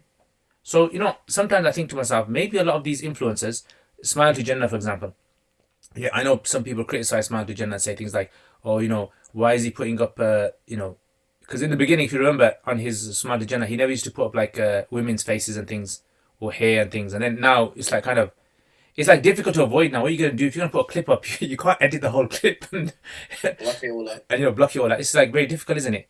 So but then you see how much reach he's having to people, right? And the people that are watching him now is like and then I think to myself as well, like the kind of videos I put up, and I get people contacting me saying, you know what, my children watch your videos as well. And one guy, this guy, I was teaching him online. His daughter came in the room, and his daughter's about 8, 9 years old, and she goes, she just heard my voice from some of my videos, so she goes, Dad, is that him? And Dad goes, yeah, that's him. And he looks different. Like she was used to listening to my voice. Yeah. And I was thinking, oh my God, I've got to be careful what I say now, because I didn't realize kids are watching. And sometimes in my talks, like when I'm answering live question answers, I'll answer explicit questions, like people ask marital questions, things like that. And then you get a few times people saying, please, if you're going to mention that, can you say I'm about to mention something which is, for adults only, so we can mute and you got guys who are muting their, smart TVs. Yeah, so that's why I asked you the question in the beginning, what number would you say that you have to have on your social media for people to consider you to be influence? Yeah, why are we just pointing fingers at her or him? The guy, there's that certain individual who used to do like nasheeds and things, and now he's gone into, other forms of musical career. Yeah, it's like, what did we expect? And that's why I'm saying it's not going to get better. If you're getting upset now, you wait till 50 years time or 20 years time, the situation get really bad, right? Where you're going to have types of, platforms which are going to be, today we'd call them haram. We'd call them categorically haram, but we're going to become so desensitized to them that we're going to be thinking that it's okay. So I don't think the situation get any better. And it's just like seeing the same child fall over the same, pavement in the garden and cry. And you're thinking to yourself, why didn't the child learn a lesson? The same things are going to happen. You know what you're saying, Mufti Saab? That I was thinking about something a bit similar to what you talked about just a few seconds ago before I lose the train of thought. And, especially when it comes to Islamic teachings, yeah, a lot of us have been advised, follow the opinion of somebody that's already passed away, because we know that he's not going to change his opinion. Because you could follow somebody's opinion now, and they're going to change his opinion. I've never heard that now. Unless he comes in someone's dreams. Yeah, unless he comes in someone's dream. But, that's why, like, a lot of teachers would advise that. Because you could follow, like, a particular individual, a teacher and stuff like that, yeah, and, he might change his opinion later on in his life, and, back in the whole thing, the whole influencer argument comes in again. That person doesn't change their opinion. Sadly, we can't apply that same thing here now, because times have changed so much that the people that you could do that from Islamic learning, you can't do it with Islamic learning. But even that now, because the world has changed so much and so much needs to be developed and looked at again and stuff like that, not reformed in any capacity, but contextualized again, that it's very difficult to follow someone that's not going to change their opinion later. So with everything that's out there, even for an influencer, like one influencer is going to constantly change as well. When a new platform exists, whoever got on that bandwagon first, they're going to be the leaders in that scope or on that platform. Like, whether we like it or not, yeah, there's probably somebody. I personally hate TikTok. Anyone that's got a TikTok, I'll think, how cringe is TikTok? But there's going to be somebody that made the TikTok account and is probably using it for some good, and we can criticize them as much as they want. When everyone leaves Snapchat or Instagram and they move to TikTok, we're going to say, this is the influencer, the same guy that we're criticizing now. Yeah. Do you get what I'm saying? Yeah, you're right. Early adopters. I think it's. I think this kind of situation, they're not going to change. I think people need to grow up, but the problem is we're always going to have this band of people, late teens, or mid-teens, all the way till the late 20s, who are going to unfortunately have to cry and go over the same hurt and problems because of entertainers, and they're going to feel this and they're going to pin their hopes, and I think we need to educate the people more in this.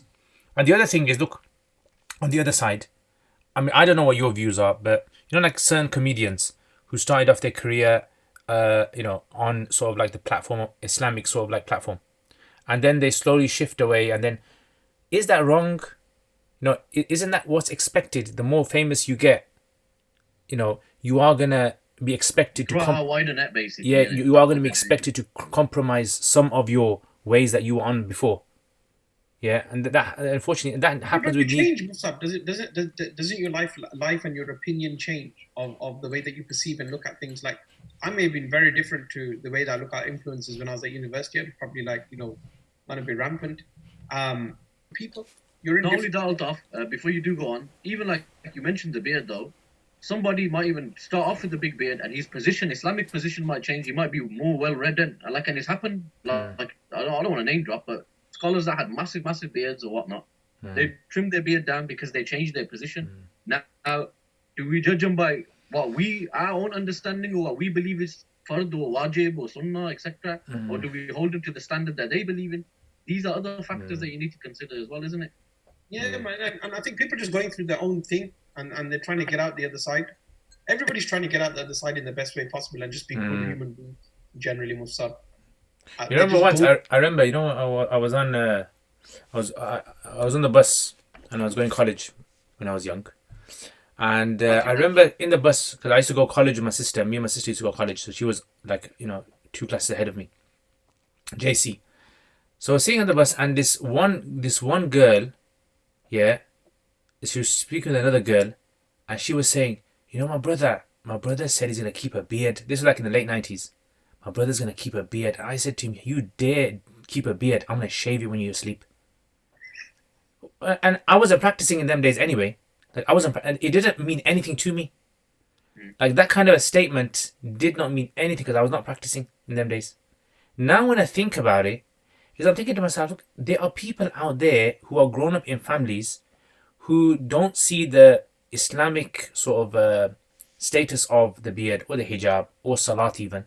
Or these kind of things. To them, it's like no one in the family ever told them about how important it is to do these kind of certain rituals in Islam.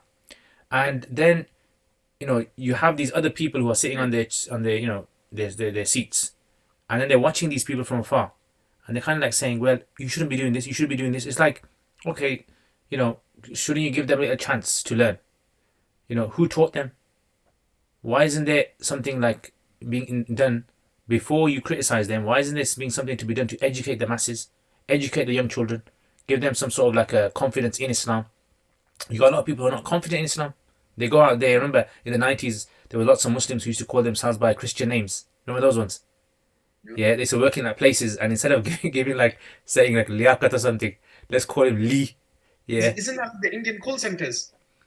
That's now, isn't it? But I remember in the 90s. Everybody's David or Peter in the Indian call center, and I'm like, please, just give me a proper name, man. Yeah. What you're saying definitely makes sense because recently I've had some engagement with a particular student of knowledge, and he comes from a very practicing background. The country he comes from, very much, it's just in their culture to learn the Quran and stuff like that. So when he eventually came to the UK and started teaching here, one of the Islamic institutes or whatnot, he was a lot more harsher than somebody that's born here and studied even abroad and that's come back, just because his upbringing is totally different. So the scope that he uses to judge other people is totally different to somebody that's born here. So I think a lot of this goes back to us sort of taking out the time. Let's stop, take a breather. Let's get these people, for example, let's speak with these people. Not those individuals, not those influencers, but I'm saying people like-minded. Maybe with these podcasts, maybe we can use this as a platform, for example, and try to bring on other people, different mindsets, different approaches, different sort of experiences in life, and we can become more sort of understanding. I mean, isn't this the sunnah of the Prophet ﷺ? Where, people came to him and with totally different upbringings, and he would speak to them at their level. Yeah, I think that sunnah we don't have in our life. What we've taken is the kind of Umar radiallahu anhu in his prime age. He's the harsh kind of critic of everything. And then later on, he became so soft that people used to think, is this the same Umar? If he was young, he would have taken a stick and, beaten people for it. But then later on, so I think that's one. And the other thing I think that, maybe at another time we can discuss it more, which we won't be able to do now anyway, which is the idea of social media is not reality. I think a lot of people don't realize that. They don't realize they can't find this sort of difference between reality when you speak to someone. I was speaking to Altaf the other day, was it today or the other day, when you have certain people that you converse with in real life, and you have certain on social media. On social media, they sound so bubbly and happy and smiley face and exclamation marks, and you get so energetic when you just talk to them. And then when you speak to them in real life, it's like you have to kind of Make all the effort. yeah. So I think people don't realize I'm sure there's some people out there who spend more time 24 hours a day on social media than they do in the real world. And then what happens is their real world becomes warped. Like they don't feel comfortable in the real world anymore. And because they got a certain element of control, people are listening to them. They can put stuff up and people will like it. They can comment on people's comments and it gives them this kind of the dopamine buzz in the head. And they're not getting it outside in the real world. And then it's like, okay, let me try this. I've seen this guy on social media criticize this scholar. Let me criticize someone as well. Let me criticize this post. So it becomes so confusing to people. They don't have a balance. And that's why in the beginning, if you go back to the racism issue, I really think Muslims, not just Muslims, social media activists, a lot of them do not know how to deal with these kind of things because they're not in the post. Yeah. They can't deal with it beyond the post. It's like somebody was saying that, I think the Hassan Minaj clip is really good. I'm going to definitely share that around. But he mentions in there as well, he goes like, it's not just about posting the black box up on your Instagram or on your Facebook. That just shows your solidarity in that moment. But the change that you're trying to bring or when the fight against injustice is something that takes place offline. And it's something that you have to put your time, energy and money towards. And I think that what people don't get is that the effort that you have to make. So I take somebody like Haludi, who's on YouTube. If you were to say that, mashallah, the brother makes lots of amazing food and steaks and stuff. If he was to tell you about every time he made a bad barbecue, right, before, in his practicing to get to the good place, if he shared that, he probably wouldn't have any followers left. Haludi ever make a bad barbecue? He's never made a bad barbecue, by the way. But, that whole growing effort. Or how many pictures he took of the food, which he deleted. Yeah, whether his food was actually warm at the end of it. The microwave. Or he wiped the knife. Let's wipe the knife. Let's put it back on. I'm gonna WhatsApp him and say, have you ever taken so many pictures of your food that you actually went cold and you had to put it in the microwave again to heat it up? Yeah, maybe that's a science in itself. I think that's a dead science we need to bring back to life, which is the science of showing people the mistakes you make. Yeah? How much bad experiences you had in your life. It's like, I remember there was a scholar and, one of my teachers, and he said, when people look at certain scholars and they say, I wish I was like him, I wish I was like him, I wish that do not wish you were like him. Because to get to that level, right, there is this kind of terrain that you have to go through. No one wants to go through that terrain. Yeah, and Sheikh Saeed Ahmed Padampuri, I'll tell you something about him. Our teacher told us this. So I don't know if you know him. He was on that passed away 2 weeks ago. So this guy was is Shaykh al-Hadith of Darul Deoband. And he has written many books and he's very well known. And he's got his own sort of approach on Hanafi fiqh as well in certain masail. So my teacher said that, when he first started off teaching, he said him and his wife used to walk on the streets. And in India, a lot of the kind of package is basically recycled newspaper. Yeah. Yeah. So they used to pick up the paper from the floor, take it home, clean it, newspapers, and they would make it into packages and they would sell them because the amount of money he used to get from the madrasa as fees was not enough. So this guy, him and his wife, in their time used to go on this. Imagine this now. You don't want to think about that how many years were they doing this for? And then they were making this and then they were selling this. And he goes, a time came when Allah, he opened up, the rizq, gave them barakah. And he said, then all the money he took from the madrasa in his life salary, he repaid all of it because Allah gave him from different places. Point being is that I think what Altaf said is very, very important, is that we need to teach the public about the human side of us, the experience, the mistakes we even as scholars, speakers. I think we should do this, right? Instead of just talking about, one day, I was getting up for tahajjud, subhanallah, without the alarm coming on. Yeah, these are kind of basic kind of human things. People miss Fajr. people You know miss. what? Let's start a new hashtag Mufti Saab. You know, everyone, that's up at Fajr, the Team Fajr, Team Fajr. Let's type in Team Qada, and then every time you miss it, put it up and like, yeah, fantastic. Sensationalized. So is that like the opposite influencer, the de-influencer, the But de-influencer? Mufti Saab, just on the same subject, you're talking about the journey. One thing that, obviously you mentioned Haludi Foodie. He's written in comments, by the way, in YouTube, and he's written, he's had many bad barbecues in his journey. I'm going to tell him, send some pictures of it, man. Yeah. And while we're on the subject of food, do you know, like, I was watching this program, about how they make adverts for, food commercials. Most of the time, what they show isn't even actually food. It's plastic or it's wax, painted on top of the food. No, I don't believe you, bro. I don't believe you. Because I believe everything in advertisements. Yeah. And on top of that, I think that's a really good analogy to show that, like, even on Instagram, the reality is what people show is only what they want to show. And what happens behind the scenes is completely different. Me and my friend, we were talking about a concept for a video that we wanted to make. He makes a lot of Dava type videos, but the way that he makes them, they're not even aimed at a religious audience, or they're not even aimed at a Muslim audience. I won't mention the brother's name, inshallah. When they do the video, you'll see it. But the concept was that there was two women. One of them was going through her phone, and she's looked at one of these influencers, and on the influencers page, this girl is sad basically because she doesn't have all the Gucci and the Armani and the Fendi and all them bags, and she's upset. But then it shows her normal life in her household, and she comes from a loving family and everything and whatnot.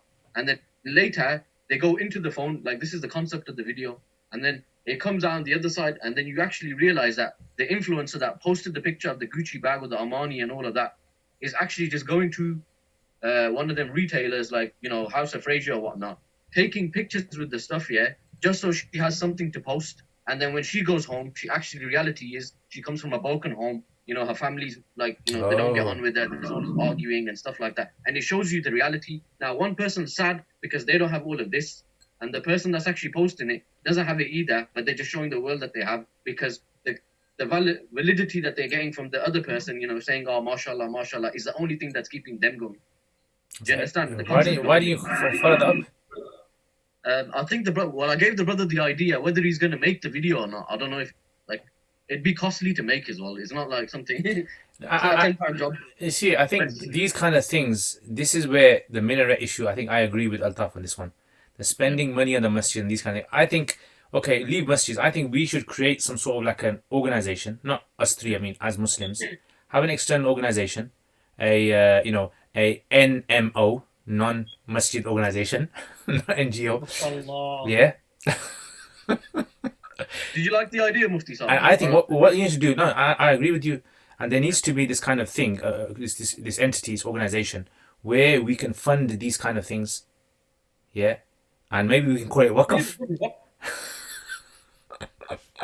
Snap. You need a what? You need a, no, is it called a, what did they say when you both say the same word? What did the kids call it? Isn't it snap? Isn't it snap? No, you say something and basically you can't say any word. Jinx. Remember that? Jinx. That's the one. And then you gotta tap their finger or something, or no. You gotta say the name 3 times, like Beetlejuice. Yeah. Beetlejuice, no. Candyman. But I think like when we were talking about when Nav was kind of like mentioning about the way that the influences work and stuff, I think sharing your mistakes is a big one. I think that's really, really kind of like key, because you can only, once you show your mistakes, right? Some of these influencers probably won't get nazar anymore, to be honest. And the other thing is that it actually shows people a reality. And you know what happens on Instagram is that you join dots that are not meant to be joined. It's like I will post food once every 4 days. I'll post a picture of food. What happened to your reviews? Remember the food reviews you used to do? I can't even remember the password. I think we should do it. I think us three should do that. I'm interested in. I got like about. You pay those off. You pay. We. Nah, I got my own page over 1,000 likes, man. I did well with that from scratch. But with that, it's only 1,000. I'm not an influencer or anything. But I forgot the password. So I don't post on it. But what happens is people join the dots, Mufti Saab, of what they'll say is that, okay, he eats nice food all the time. But that's because I didn't post a picture of the Yeah. fish fingers, beans, and chips I had today in the afternoon. Do you know what I mean? Like, The bread and salan that we eat most of the time. Yeah, I think people think Haludi foodie probably eats like 5-course meals for breakfast, for lunch, for dinner, and that's the kind of mindset He people made a have. very good point. He made a very good point, though. He did say that what I do is I don't eat meat a lot, but when I eat it, I eat quality meat, and that's what he does, and that's what he probably shares. Allah. Yep. Okay. Let's say we make this year. The only problem is, the only problem is, people are not interested in this. People like fake. I to make my videos, I have to do a lot of research on online. Make it till you make Fake it. videos and Yeah. just make up stuff. So you know what? I have to check things up. And you know what I find generally is they will give you tips of what kind of thumbnails people look at, and they say you have to make your thumbnail like a certain color, certain things in there, because that's the only way that people. It's like clickbait. It's like a lot of stuff is like clickbait, and then people will be expecting you to look in a certain way. So for example, like if let's say someone argues women wear too much makeup. As men, right? Because we don't wear makeup, for us any makeup is too much makeup, right? And but there might be some women out there who might say, you know what, this is something which gives me confidence. Just like you wear clothes, just like you wear certain types of material, and gives you confidence to walk on the street, and you wouldn't walk in your night clothes, right? This is simply just what I feel, and as a woman, this is her right to obviously express herself as she wants, and so. So why is there this outrage when people say this person's wearing too much makeup, this is too less makeup? Which society decides, like if you look 100 years ago, the amount of makeup they used to wear then, or the type of makeup they used to wear then. Like in China, for example, they used to have blacken their teeth, that was a makeup, and they used to whiten their faces, because the rich you never used to work outdoors, so they never would get tanned. So that was a sign of richness, so you had a pale skin. And the black teeth was also considered to be a sign of beauty as well. Maybe it's because of people's deteriorating teeth anyway. So it was, and nowadays cultures, it's like, many women might want to kind of have this template of a particular type of face. Yeah, high cheeks, I don't know. Yeah, certain types of eyelashes, fake this, fake that. Are you watching all of these pages for review purposes? No, this is those Netflix videos that are boring that you don't watch. So this is like, this is the reality of things. A lot of fake people are interested in, for example, pornography. For example, take pornography. Pornography is clearly the most fake industry out there. People are sick of it. There's people that actually go into it and they literally vomit. Wait, Mufti, stop. Yeah. Wait. This one's for adults only. So Adults only, yeah. So children watching, bye. Go. You're gonna get school tomorrow. Good night. You got school tomorrow. Yeah. So it's like they had this interview where this these ex actors and actresses, and they were sick. They were filing cases against them. They were saying that we were literally sick because it was all made up. And then people are watching this, and then they kind of like thinking, this is how I have to behave with my wife, or this is how I have to behave with my husband, and then it creates this mentality. Same thing is happening with social media. It's just another form of pornography, in the sense that people are putting stuff up, and this is the thinking, I have to put this Islamic coat up. And you see people who have taken so much time in making it like one of those memes, Islamic sort of like a meme.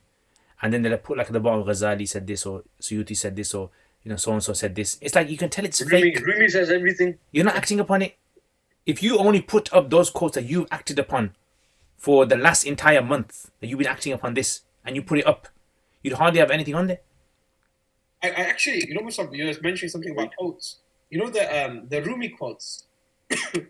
Somebody was mentioning that the translations of those have like taken out large chunks of the Islamic element within that. How true is that? I don't know. I haven't really kind of looked into Rumi that much, but I think I did read an article on it. I think I know. Is that the Leonardo DiCaprio one? Yeah, that one. Yeah, I think I did. I mean, I wouldn't be surprised, because it happens with a lot of things with science as well. Like the Muslim sort of like contributions towards science has kind of been put under the carpet now, under the rug, and we don't hear about the Muslim names. Whereas we know that classically there was a lot of Muslim. Well, we know whether it's, whether Rumi said it and he thought to himself, you know what, Leonardo DiCaprio is going to quote me, or Madonna's going to be singing a song with my lyrics in there or something like that, Michael Jackson. I mean, so let them. I mean, if they wanna, have you heard that talk on Sheikh what's his name, Abdul Hakim Murad? He talks about Star Wars. No, I'm gonna listen to that. Yeah, listen to that. So he talks about the feminine. Why is Hollywood bringing so much feminine as heroes now? Like, if you look at like Ghostbusters, the latest Ghostbusters that was made, it's all female, 4 females. Okay. If you look at, for example, like Star Wars now, it's like the female is the what's it, the hero, the heroine. And if you look at, like, for example, other Marvel, they're bringing more women into it. There's this push to kind of bring this kind of balance, equality. And one of the negative things of this is, because I read this quote, and one negative thing is that you're making women seem very masculine. What's going to happen is that men are not going to have that respect for women as women anymore. Like, men have this kind of respect. No, I'm not going to punch a woman. Yeah. What you're doing is you're creating a society now that, no, I can't punch a woman. She's equal to me. She's a hero. She can fight. She can do this. She can do that. It kind of takes away that modesty from the woman. And you listen to the talk. It's a good talk.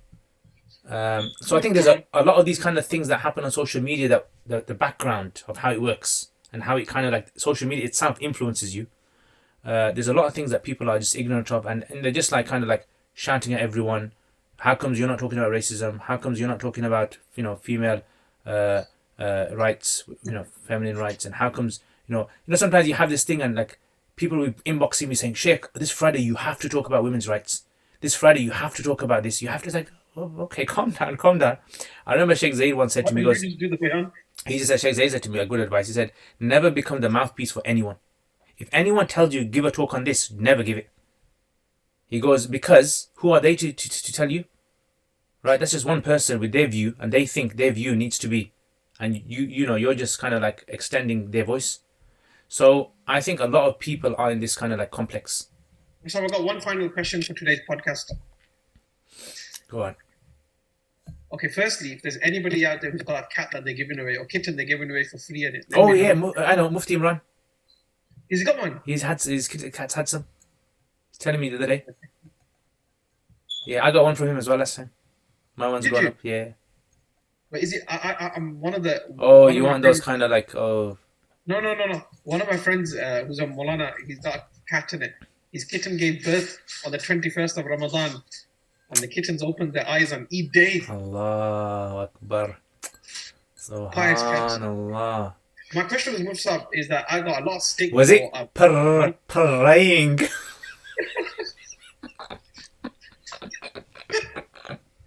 That's just bad. It's just bad. That's something. Nav's just logged off. At midnight, we're making jokes of praying. Oh, my wife's gone to what you call it again? Her parents' man. No wonder. Shut the light on that one. Jump out joke. Jump out of the house. What I was going to say, Musab, I got a lot of stick for wanting to buy a cat. Like, I got like refuted left, right, and center in the DMs. Yeah, on social media, yeah, but not in real life. Not in real life. I was like, I just want a cat, bro. Yeah, I'll tell you something. Yeah, on social media, when I put a post up, I don't tell you how many inbox messages I get. I ignore. I'll put something up, and someone will say, Sheikh, why don't you clarify this point? Sheikh, didn't so-and-so Sheikh say this? Sheikh, and I'm thinking, oh, bloody hell. If I have to kind of like clarify every single sentence I say in brackets, right? What's the whole point of putting the post up? The post is there for a particular, and then sometimes I think to myself, you know what, I'll just delete it. Yeah, or I just like hide it. Yeah, because... hide the comments. Yeah, hide. I gotta learn that. The thing you could do to somebody on social media is hide their comments, because they think nobody's reacting to what I've said. Yeah. Because they don't know that you've hidden it. Yeah, there's a few I have hidden on YouTube.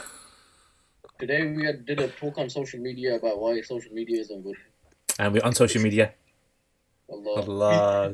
But what's wrong with that? Share and subscribe. What's wrong with that, bhai? I don't see what's wrong with that. When people say, oh, you're criticizing social media on social media. Well, so where should I criticize? If I criticize speaking by speaking, Does that mean I just don't stop?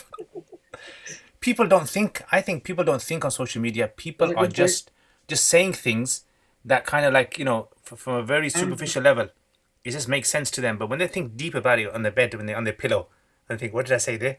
That doesn't even make sense. Superficial rationality moves to Superficial rationality, yeah. I think that's a problem. Oh, yeah. And then it kind of like takes off, and then everyone's like sharing your quote. Degree holder. Yeah. So anyway, influencers. Yeah, I found out who that lady was, the influencer, and my wife actually went to her shop. She's got a shop. Yeah, and like That bought fully some enough sells bought some hijabs. hijabs. Yeah. So this They is were like discounted now. that was like before she became like well known. Okay. But is Some it? sister posted on that between on internet you can never post anything and be serious about it because somebody's gonna troll you. No, you So can. one sister just wrote on there, since you're no longer wearing your hijab, sister, can you give them to me? That's what one of the sisters wrote on there. So that's why I keep saying it's an entertainment platform. If you're not gonna entertain people, forget it. Yeah. Yeah, it's just, unfortunate. It's unfortunate. But, I think we need to grow thick skin. Yeah. Learn a bit of, virtual MMA. Some social media MMA. Criticize people about social media, on social media. On your phone. Alhamdulillah. So I think we come to a natural close. Yeah, so here let's now. just check out some comments. Any like, interesting comments out there? YouTube was quite busy. Alhamdulillah. Anything that tickles your fancy? Cam came out with a wonderful line. It's a line that I love using. Go on because then. the youth have become feral, being brainwashed to the culture of me, and self-importance. I think it's a bit harsh on some of the young people, but I like the definition of feral. Cam, bro, you know what? Cam, you're a mature man. Yeah. And we know where you're speaking from. But I guarantee if we were young and we were freshly wet behind the ears practicing, I think a lot of our statements, we look back at some of the things that we wrote on social media many years ago and we kind of do regret what we're saying. Yeah, it's just like in the heat of the moment. So yeah, I understand what Cam's saying. I don't think anyone's going to learn from social media. You're not going to learn. It's just your age will sort of like kind of mature. No, I don't think we got anything. I think most of it we covered, to be fair. Yeah, so what's Haludi saying? I also Had Alu go. Gobi. I bet you he had it in a very nice way with a nice plate No, and nice no, lighting and with some petals on top. Oh, is that what you had? Yeah. Aloo gobi is like 5-star aloo gobi. Yeah, Gordon Ramsay style. Normal Alu Gobi that was. I'll tell you who's a good influencer, yeah? I'll tell you who's a good influencer. I'll tell you who's a good influencer. Who keeps it real. Gordon Ramsay. Gordon Ramsay keeps it real, bro. Trust me, you know what you're going to expect to get from him. Yeah, the guy. I think this is really late now, isn't it? All jokes aside, though, I'm not just saying it because he's my friend or whatnot, but is he Sean Smalltidge or not? I think if you're gonna get your kids to watch some videos and stuff like that, I think he's someone worth watching for the youngsters. It's entertaining and there's always like a You're positive looking for an message at the influencer end for of your it. kids. I tell you who to watch. Just watch Peppa Pig. Let them watch Peppa Pig and stay on Peppa Pig and watching things like that on Netflix and cartoons and stuff, man. Don't worry about getting them on YouTube. You know what? One thing I've realized is, kids are always 10 steps ahead of their parents. Yeah. Yeah, parents think they are more clever than their kids, but the kids are more wittier, especially the teenager ones. Once they get teenager, 11 and 12 and 13, they're going to know things. Musab, even the younger ones, right? My youngest son, 5 years old, he will learn me and my wife's passwords on our phone by learning one digit at a time. Whoa. He'll watch you, snipe at the digit, snipe at the next digit, snipe at the next digit. Whoa. That's it, he knows Wow. the password. It's like that prison nanny who memorized the key, the teeth pattern. No, Musab, it's like that Pakistani guy who found the nuclear code. Oh, You heard that? yeah. So he learned the Abdul whole Qadir. code. Did he learn the whole code somewhere? And he wrote it down or something? I don't know, man. I don't know how true. That's another thing to think in the future. Yeah. Fact or fiction on social media. Yeah. So anyway, Jazakallah khair guys for watching this. So Thursdays inshallah is the day, isn't it? It's gonna be Thursdays. Yeah, We decided. Thursdays. So Thursdays is the day. Inshallah, we're gonna have these podcasts, and hopefully, we're gonna be talking about keeping it real. Yeah, we're gonna talk about on social media. Yeah, I was influencers, depressed and happy at the same time. influencers. Yeah. We're gonna be. You know what we're gonna be? I'll tell you what we're gonna be. We are gonna be the hub for everyone who has broken heart because of social media influencers. Yeah, we will be the hub for you guys. Actually, you know what? A good point is, if you're upset on social media, you're going to be upset on social media. You won't be upset outside of social media. Yeah, because outside of social media, you live a different life, don't you? So you're not going to, once you go back onto social media and you see all those posts about, oh, she's taking the hijab off, I can't believe it, and everyone's writing their whole emotional life stories about how they came to Islam. It's like she hasn't left Islam, bhai. She hasn't become a kafir or anything. I know, okay, she's taken the hijab off. But situation is that, after a few days, you get used to it. You'll forget all about this situation and you put up funny posts as you used to. So, yeah. I'm not condoning, by the way, just before someone says I'm condoning. Jazakallah khair, guys. You the role as a man to tell us women what to do. I'm not telling you to do anything. I'm not a woman either. I couldn't care less. And I don't think that beard cares you're a woman. Throughout this video, that I couldn't care less about influencers and I don't care what they do in their lives. I'm just trying to get to Fajr time. Oh, yeah, you got that Fajr there. You know who's the biggest influencer, isn't it? Who? Shaitan. You said it. Shaitan's the biggest influencer.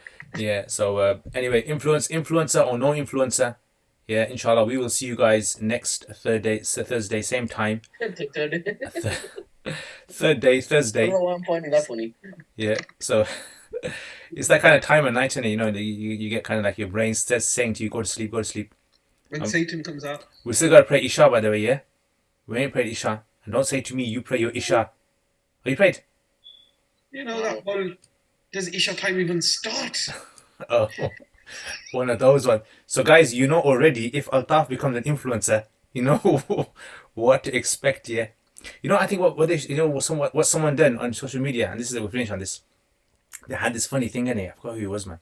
And they had a guy practicing starts like this, and then a few years later it becomes like this, then it becomes like this, and then it becomes like this. And influencer first of all starts off with hijab tutorials, then goes on to this, then goes on, goes on to 3 dates podcast. First of all starts off like this, yeah. Starts off with books in the back. Starts off with where's your books now? With books here, and then all of a sudden, oh, it's Ramadan. Are you Ramadani?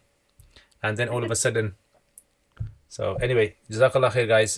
Thank you very much for watching with us. I know it's difficult for 2 hours to listen to us and watch to us, and there are people. It's not difficult for me to talk for 2 hours. I'll tell you that much. And let us know as well what kind of topics you guys would like us to talk about as well. And if you guys would be interested on coming on, maybe we can think about bringing you guys on as well. Why not? Well, that's only men. Only joke. We will leave it at that, inshallah. Only joke. Okay. Because you got Nav, and Nav said he's a woman.